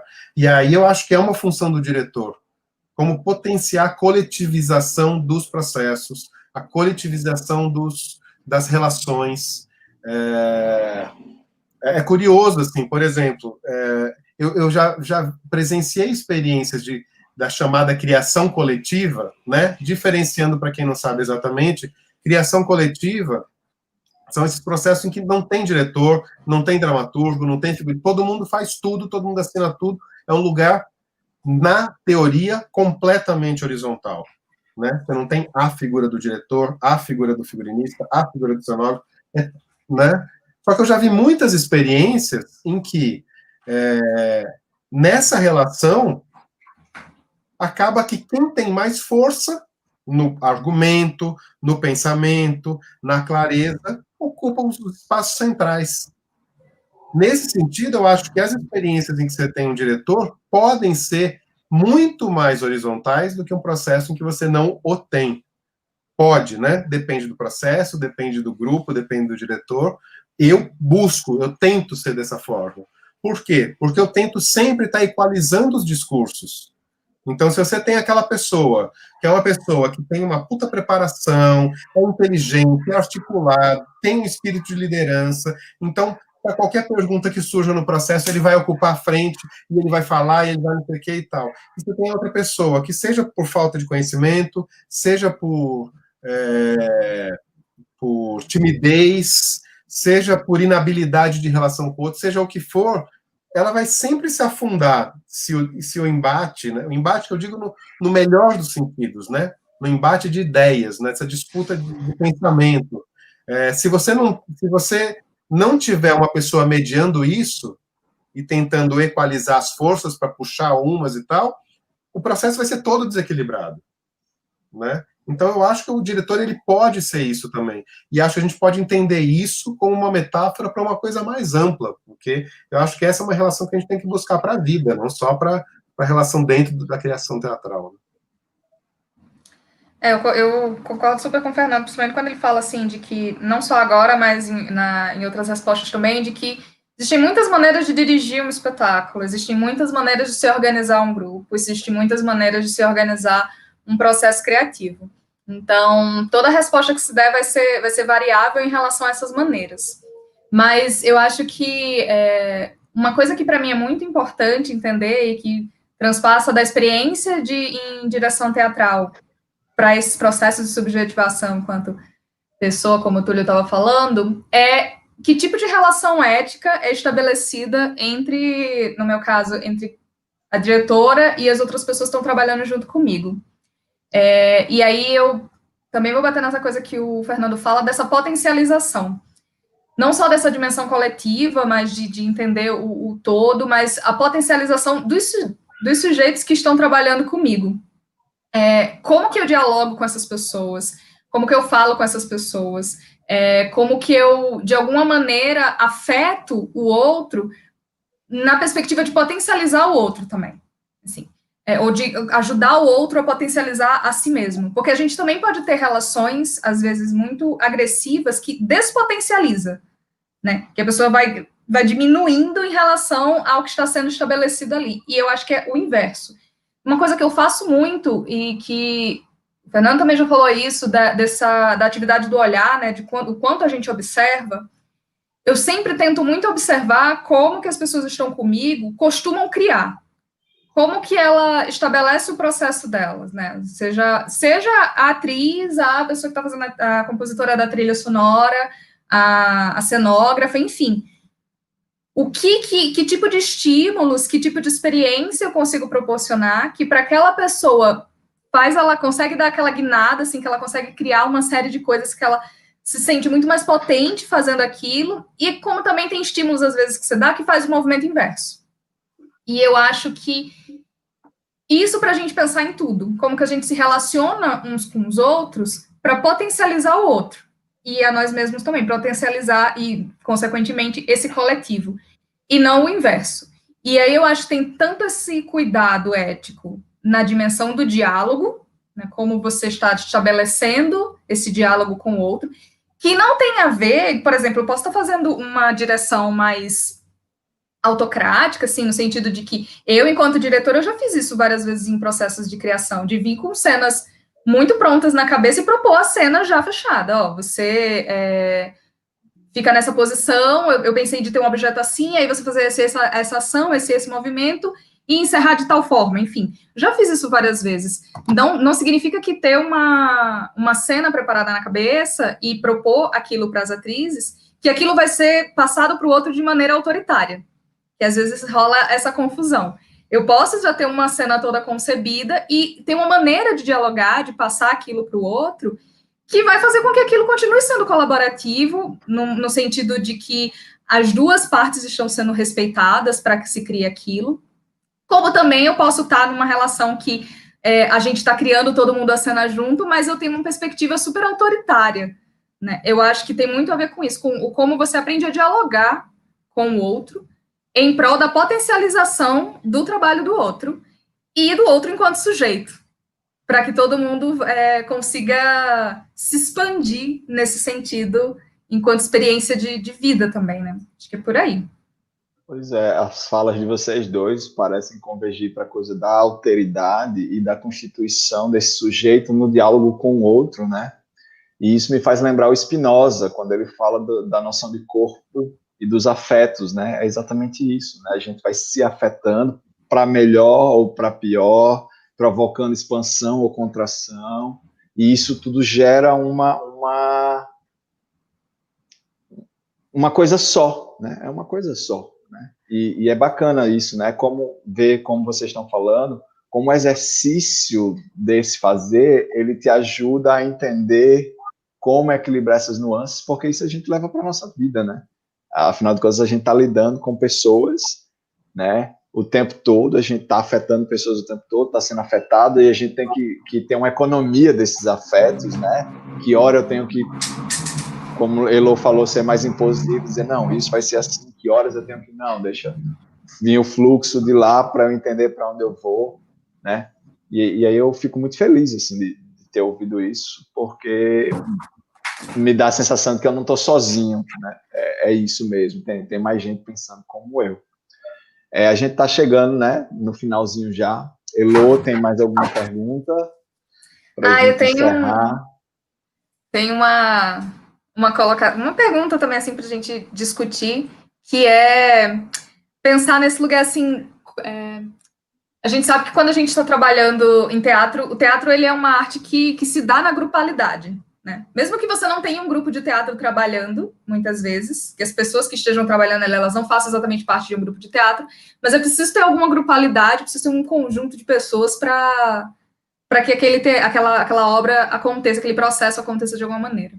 E quando a gente tem essas funções estabelecidas do diretor, do ator, dramaturgo, enfim, como é que você acha, Fernando, que fica essa questão do lugar de autoria, sabe, assim, da obra? A gente, durante muito tempo, o teatro foi visto a partir da base literária, né? Então, o dramaturgo, ele era o autor da obra, isso pensando tempo atrás. E aí, depois, isso começa a dar uma invertida, e o texto dramático, ele acaba não sendo exatamente o foco da coisa, inclusive surgindo até outras possibilidades. Mas como que você pensa esse lugar da autoria no teatro agora? E principalmente pensando, por exemplo, quando a gente tem um processo, alguém vai ter que dar alguma última palavra para alguma coisa, quando se gera um impasse, né? Que acontece muitas vezes, inclusive, pensando que estamos lidando com multiplicidade de pessoas, de formas de pensar e de fazer. Quando acontece um impasse de alguma coisa, quem é que determina, quem é que daria essa última palavra? Se seria o diretor, na sua prática, como é que você pensa isso? E se isso faria dele meio que um autor da obra de alguma forma, ou não? Enfim, como é que você pensa isso? Eu acho que depende muito de experiência para experiência, né? É fato que esse sentido esse conceito da autoria, ele está muito expandido, né? Isso é evidente, assim. Há 3 anos eu fiz um processo no Uruguai, e é muito curioso, porque lá ainda, e na Argentina também tem isso, eu nunca trabalhei na Argentina, mas já estive lá algumas vezes, e pelo que eu vejo é muito curioso como ainda a relação do dramaturgo enquanto autor, ela é muito forte, assim, o nome de destaque que tem em qualquer divulgação é de quem escreveu o texto, né? Isso está muito evidente. Aqui acho que a gente já ultrapassou essa ideia, e acho que acaba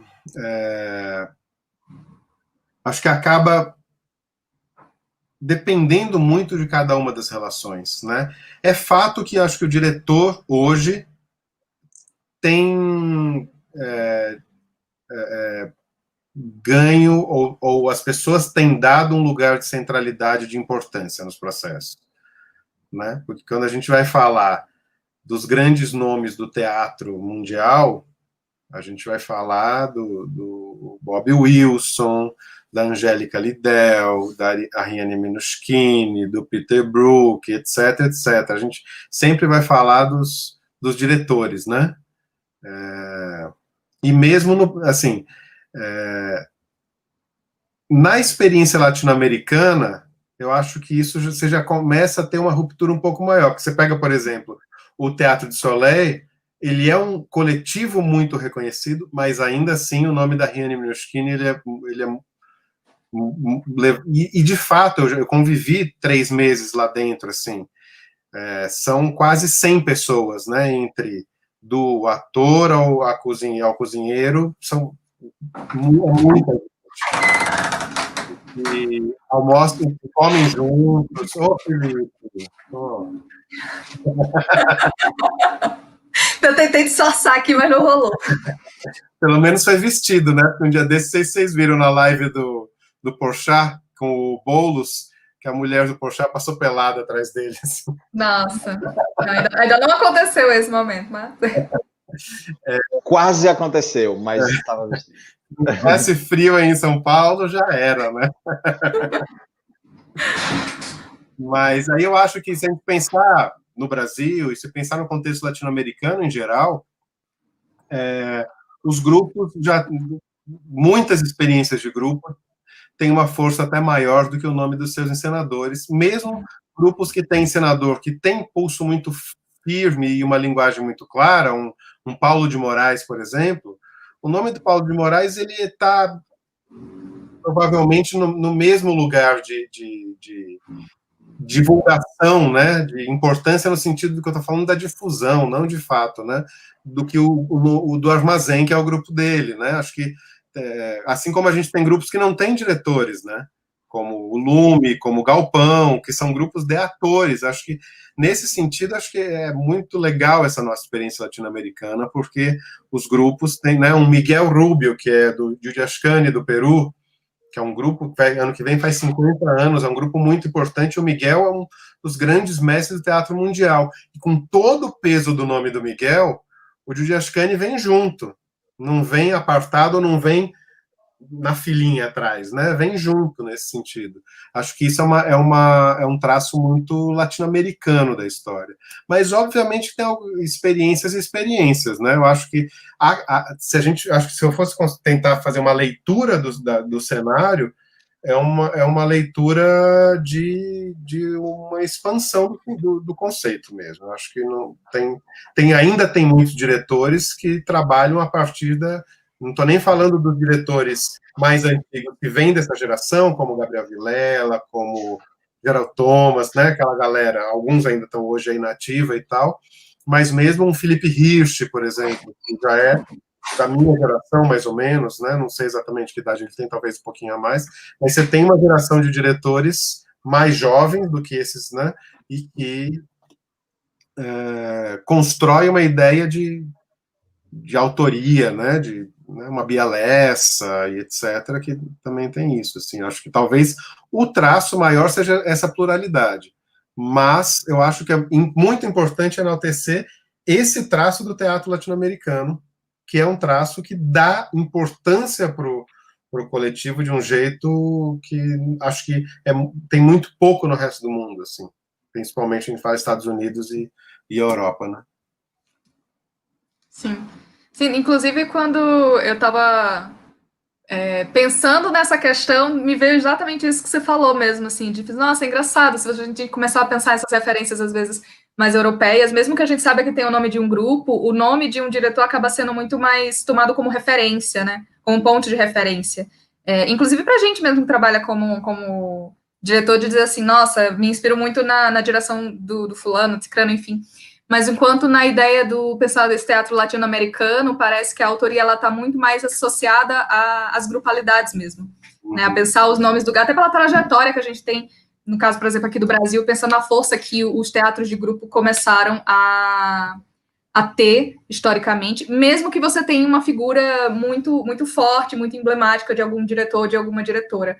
Mas pensar que quem criou a obra é aquele grupo, dividido em diversas funções ali que você vai puxando, inclusive nomes que começam a ter trajetórias muito fortes, não só de direção, mas de cenário, enfim, de várias outras coisas. Mas como o nome do grupo começa a ter uma força, isso é bem interessante, bem característico nosso da Latinoamérica mesmo.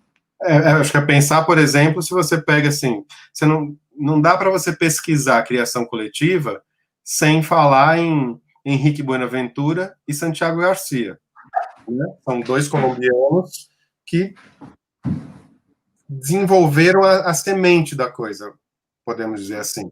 Só que o Henrique Buenaventura no teatro Amador de Cali, acho que é Amador, e o Santiago Garcia no Teatro La Candelária.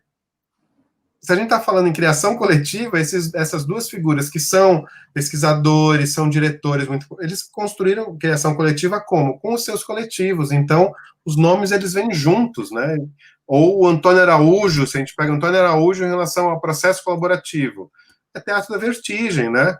O Antônio Araújo ele é muito mais reconhecido pela atuação do Teatro da Vertigem do que a atuação acadêmica, por exemplo, mesmo que seja brilhante nas duas áreas, mas, né, no trabalho com o grupo dele em que isso acontece.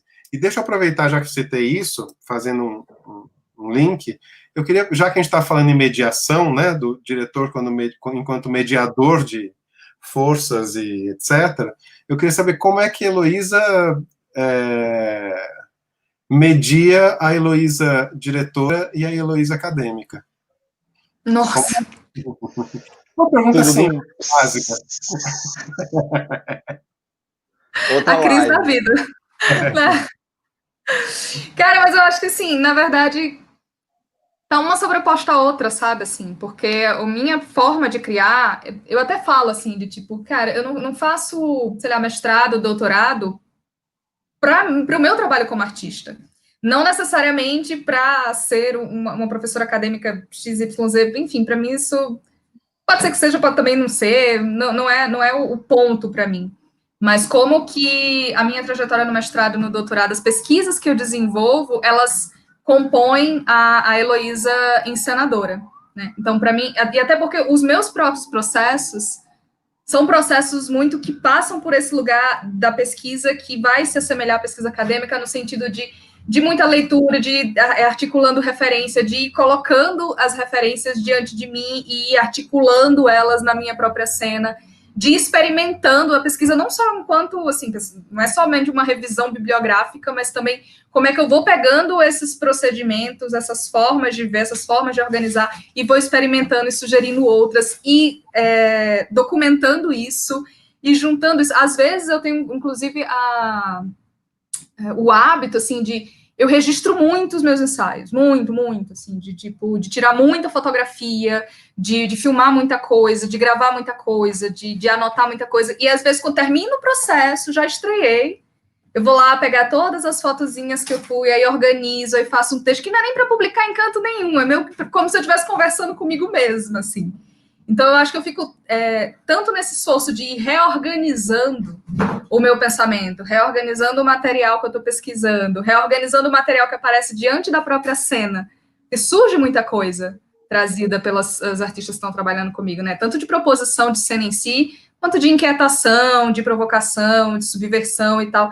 E a gente vai... e eu vou pegando tudo aquilo e vou dando uma nova roupagem, tentando compreender, tentando subverter aquilo enquanto pesquisa. Então, para mim, na verdade, são muito sobrepostos, muito juntos enquanto metodologia. E o que eu pesquiso academicamente está sempre muito ligado à questão da visualidade. Por mais que eu faça esse recorte no figurino, depois eu entendi que eu pesquiso figurino porque eu curto imagem. E figurino é uma dimensão muito forte da imagem da cena, né? Então, assim, é sempre um esforço de tentar cada vez mais entender o que é esse lugar da imagem, o que é essa referência quase fotográfica, para que antes eu entendia quase que a minha cena era como se fossem pinturas, depois eu entendi que tem um lugar às vezes mais fotográfico do que de pintura, enfim, mas é nessas leituras, nessas revisões, nessas pesquisas que eu vou fazendo isso. Então, acho que nem é tão difícil mediar, na verdade, que está bem sobreposto. Acho que é isso. Olha, arrasou. Gente, a gente continuaria aqui, eu acho que a noite toda, né? Mas já estamos com 1h45. Acho que a gente para por aqui. Eu agradeço muito a vocês dois. Obrigado mesmo pela contribuição. Acho que tem material aí para a gente desdobrar em 552 mil aulas, né? Tem um registro histórico da história viva, né? Que a gente começa resgatando a nossa história e é engraçado, né? Fomos parar na organização do teatro no mundo, né? Mostrando como é diferente a organização do teatro que se faz na Europa, do teatro que se faz na América Latina, né? Falamos sobre a situação do nosso país nesse momento, né? Não nos desviamos da responsabilidade política que o teatro traz, né? Para aqueles que o fazem, mesmo sem ser panfletário, mas a gente está aí. Pode ser panfletário também, não tem problema, né? Mas não tem que necessariamente sê-lo, e ainda assim é político, e isso é muito bacana, né? Acho que num momento como esse, onde a educação ela está sendo maltratada, né? Onde a arte dentro da escola tem sido vilipendiada, mesmo quando ela tem sido a salvação dos alunos. É interessante pensar sobre isso, né? A arte, nesse momento pandêmico, tem sido a salvação da... Nunca isso ficou tão claro. No entanto, a gente vem de recentes ataques, né? Há muito pouco tempo estavam querendo tirar a arte do currículo, por exemplo, né?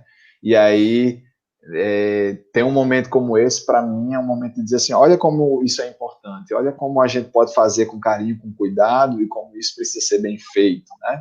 Essas reflexões que a gente teve aqui, eu acho que podem ajudar aqueles alunos, como o Fernando falou, a talvez no futuro quererem ser diretores, quererem ser figurinistas, quererem ser iluminadores, quererem ser cenógrafos, atores, atrizes, enfim, quererem fazer teatro, né? E aí a minha ideia quando eu organizei isso aqui, né, foi pensar um pouco nisso. Como é que eu posso talvez inspirar alguém a mesmo nesse momento querer um dia fazer teatro, ver teatro, né? É uma coisa importante, né? O nosso trabalho como docente está muito ligado à formação de plateia também, né? Para que esses meninos e meninas tenham curiosidade de ir ver o trabalho de vocês. E aí o rostinho de vocês aparecendo na tela, eu acho que é uma forma mais interessante de dizer assim, olha, existem pessoas que fazem teatro, né? Elas não são inalcançáveis. Eu falo isso porque quando eu comecei a fazer teatro lá na Igreja do Nazareno, ali pelo final da década de 90, né? Clowns de Shakespeare, Fernando Yamamoto, eram nomes assim para mim, eram nomes muito distantes, né? Quando eu entrei na graduação, eu lembro de ter ido ver algumas coisas, eu acho que eu fui ver muito barulho por quase nada, ainda como graduando, e era tudo tão longe, sabe? Eu lembro, eu fui fazer uma pergunta para vocês e eu fiquei todo, nossa, eu estou fazendo uma pergunta, sabe? E hoje eu estou aqui, né? Batendo esse papo com vocês, né?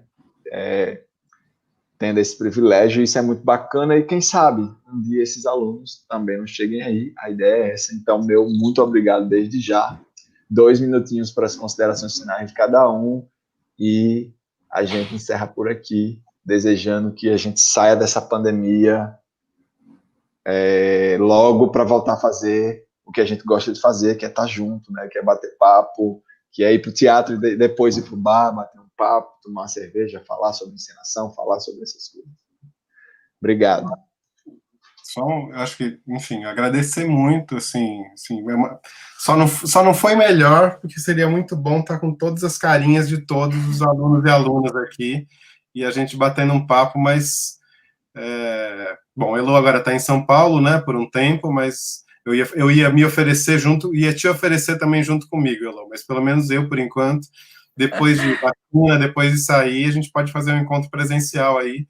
Se aproveitar quando a Elo estiver aqui, eu já vou botar a Elo, já vou estender o oferecimento, mas o que eu acho, assim, pegando aí a carona na tua fala, Túlio, eu acho que, obviamente, é sempre uma felicidade para a gente. Acho que tem uma história muito, para mim, muito simbólica, muito bonita, de como o que a gente faz pode transformar vidas, de uma pessoa que eu acho que todos ou quase todos os conhecem, todos e todas aí, os alunos e alunas, que é a Titina Medeiros, que é uma atriz que hoje está na televisão e tal, então é uma figura... A Titina, ela é de Acari, e sei lá quando isso deve ter sido... começo, final da década de 80, começo da década de 90, enfim. Titina era adolescente quando ela veio de Acari para Natal para estudar. E aí ela foi ao teatro assistir um espetáculo do grupo A Barraca, um grupo português, que estava aqui em Natal. E foi a primeira vez que ela foi ao teatro, lá no Alberto Maranhão. E ela viu uma atriz chamada Maria do Céu Guerra, que é uma grande atriz portuguesa, assim, uma grande diva do teatro português, e ela viu a Maria do Céu Guerra e saiu do teatro falando, é isso que eu quero fazer da minha vida. Foi uma noite, foi 1 hora de experiência. E Titina é uma grande atriz, não porque ela está na televisão, mas porque ela é uma grande atriz, e o caminho dela foi construído a partir de uma experiência teatral. Então a gente tem essa força. Então, óbvio que é muito legal quando a gente, se alguém dessa turma um dia a gente encontrar lá no The Art, etc., mas, para além disso, tem uma coisa que meu pai sempre me falou isso, desde sempre, assim, que sempre me marcou muito, que ele sempre falou assim, um engenheiro civil que vai ao teatro, ele vai ser sempre melhor do que um engenheiro civil que não vai. Um médico que lê os Lusíadas, ele vai ser sempre melhor do que o médico que não lê os Lusíadas. Uma enfermeira que gosta de cinema de arte vai ser sempre melhor do que uma enfermeira que... E a gente está vivendo uma disputa ideológica tão violenta no país hoje, né, em que o óbvio está tendo que ser defendido, porque tem gente se orgulhando em defender que tem que sair sem máscara, que tudo isso é uma bobagem, que a ciência é uma bobagem, que a arte é uma bobagem. Então, a gente está numa disputa, e nesse sentido, a gente, no país, está com muita dificuldade de resposta, né, há muito tempo, desde o golpe, e eu acho que esse lugar dos estudantes, principalmente estudantes secundas, mas universitários, essa faixa, essa geração, eu acho que ela é fundamental para fazer as coisas acontecerem. Eles vão fazer coisas que a gente não está conseguindo fazer. Eu aposto muito nessa geração. Eu acho que durante o governo Temer ali, as experiências mais fortes de reação vieram dos secundas, né? Óbvio que a gente está com toda a situação de pandemia agora, então, nesse sentido, para mim, é um super prazer estar falando para eles, mesmo sem poder estar vendo as caras, sem poder estar ouvindo, sem poder estar conversando, perguntando, respondendo, etc. Mas eu acho que é uma geração que tem uma responsabilidade muito grande e que vai se fazer um esforço muito grande para diminuir Sabe? Fica no teu lugar, moleque. O esforço vai ser esse, é preciso dar essa virada. E nesse sentido, o trabalho que você está fazendo, por exemplo, com eles, é muito importante. Eu acho que a gente precisa, e a arte ajuda a construção dessa consciência política. Né? Então, assim, só para dizer que é um grande prazer e agradecer muito. Bom conversar com a Elô, fazia tempo que a gente não se falava. Bom conversar com você também, Tulhão. Um beijo para todas e todes e todos. Também queria super agradecer, assim, uma felicidade enorme poder estar tendo esse diálogo com vocês dois, assim, que são super importantes para mim, efetivamente, profissionalmente, mesmo estando acontecendo tudo que está acontecendo agora, e todas essas impossibilidades, a gente poder estar aqui trocando isso. Já tinha até falado para o Túlio também da importância histórica que tem isso, né, de memória, de importância pedagógica também, disso ser uma possibilidade, né, de veiculação, de diálogo entre todas as outras que existem. E aí eu queria destacar isso também que o Fernando falou, e que eu ia falar isso antes dele dizer que conecta muito, da força também que é a gente conseguir dialogar, estar próximo de pessoas que convivem os mesmos espaços que a gente, assim, que está na mesma cidade, a gente conhecer o quanto é possível se afetar por esses encontros. E, tipo, eu fico lembrando de quando, sei lá, na graduação de tal, de eu pegar um encenador, que eu gosto muito, como o Castellucci, lá na Itália, e aí você fica lendo 1 milhão de livros, eu saía pegando todos os artigos e 300 vídeos e trechos, não sei, eu passava dias vendo aquilo, para ser afetada por aquilo de alguma forma e tomado como referência.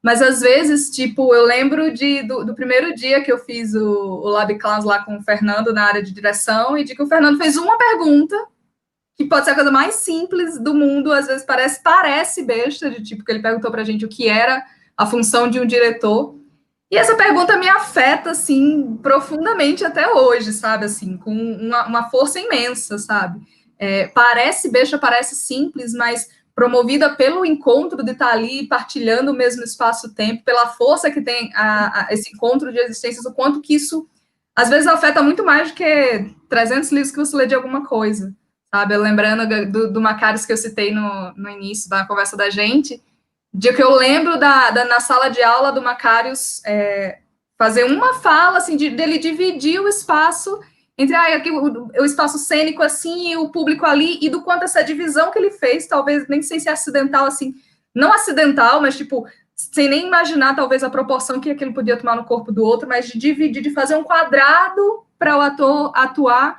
o quanto esse quadrado reverbera no trabalho que eu faço até hoje, e ganha, assim, outras proporções simbólicas.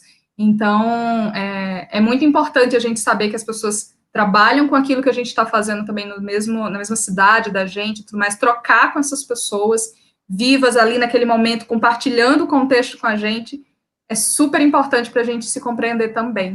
Acho que é isso.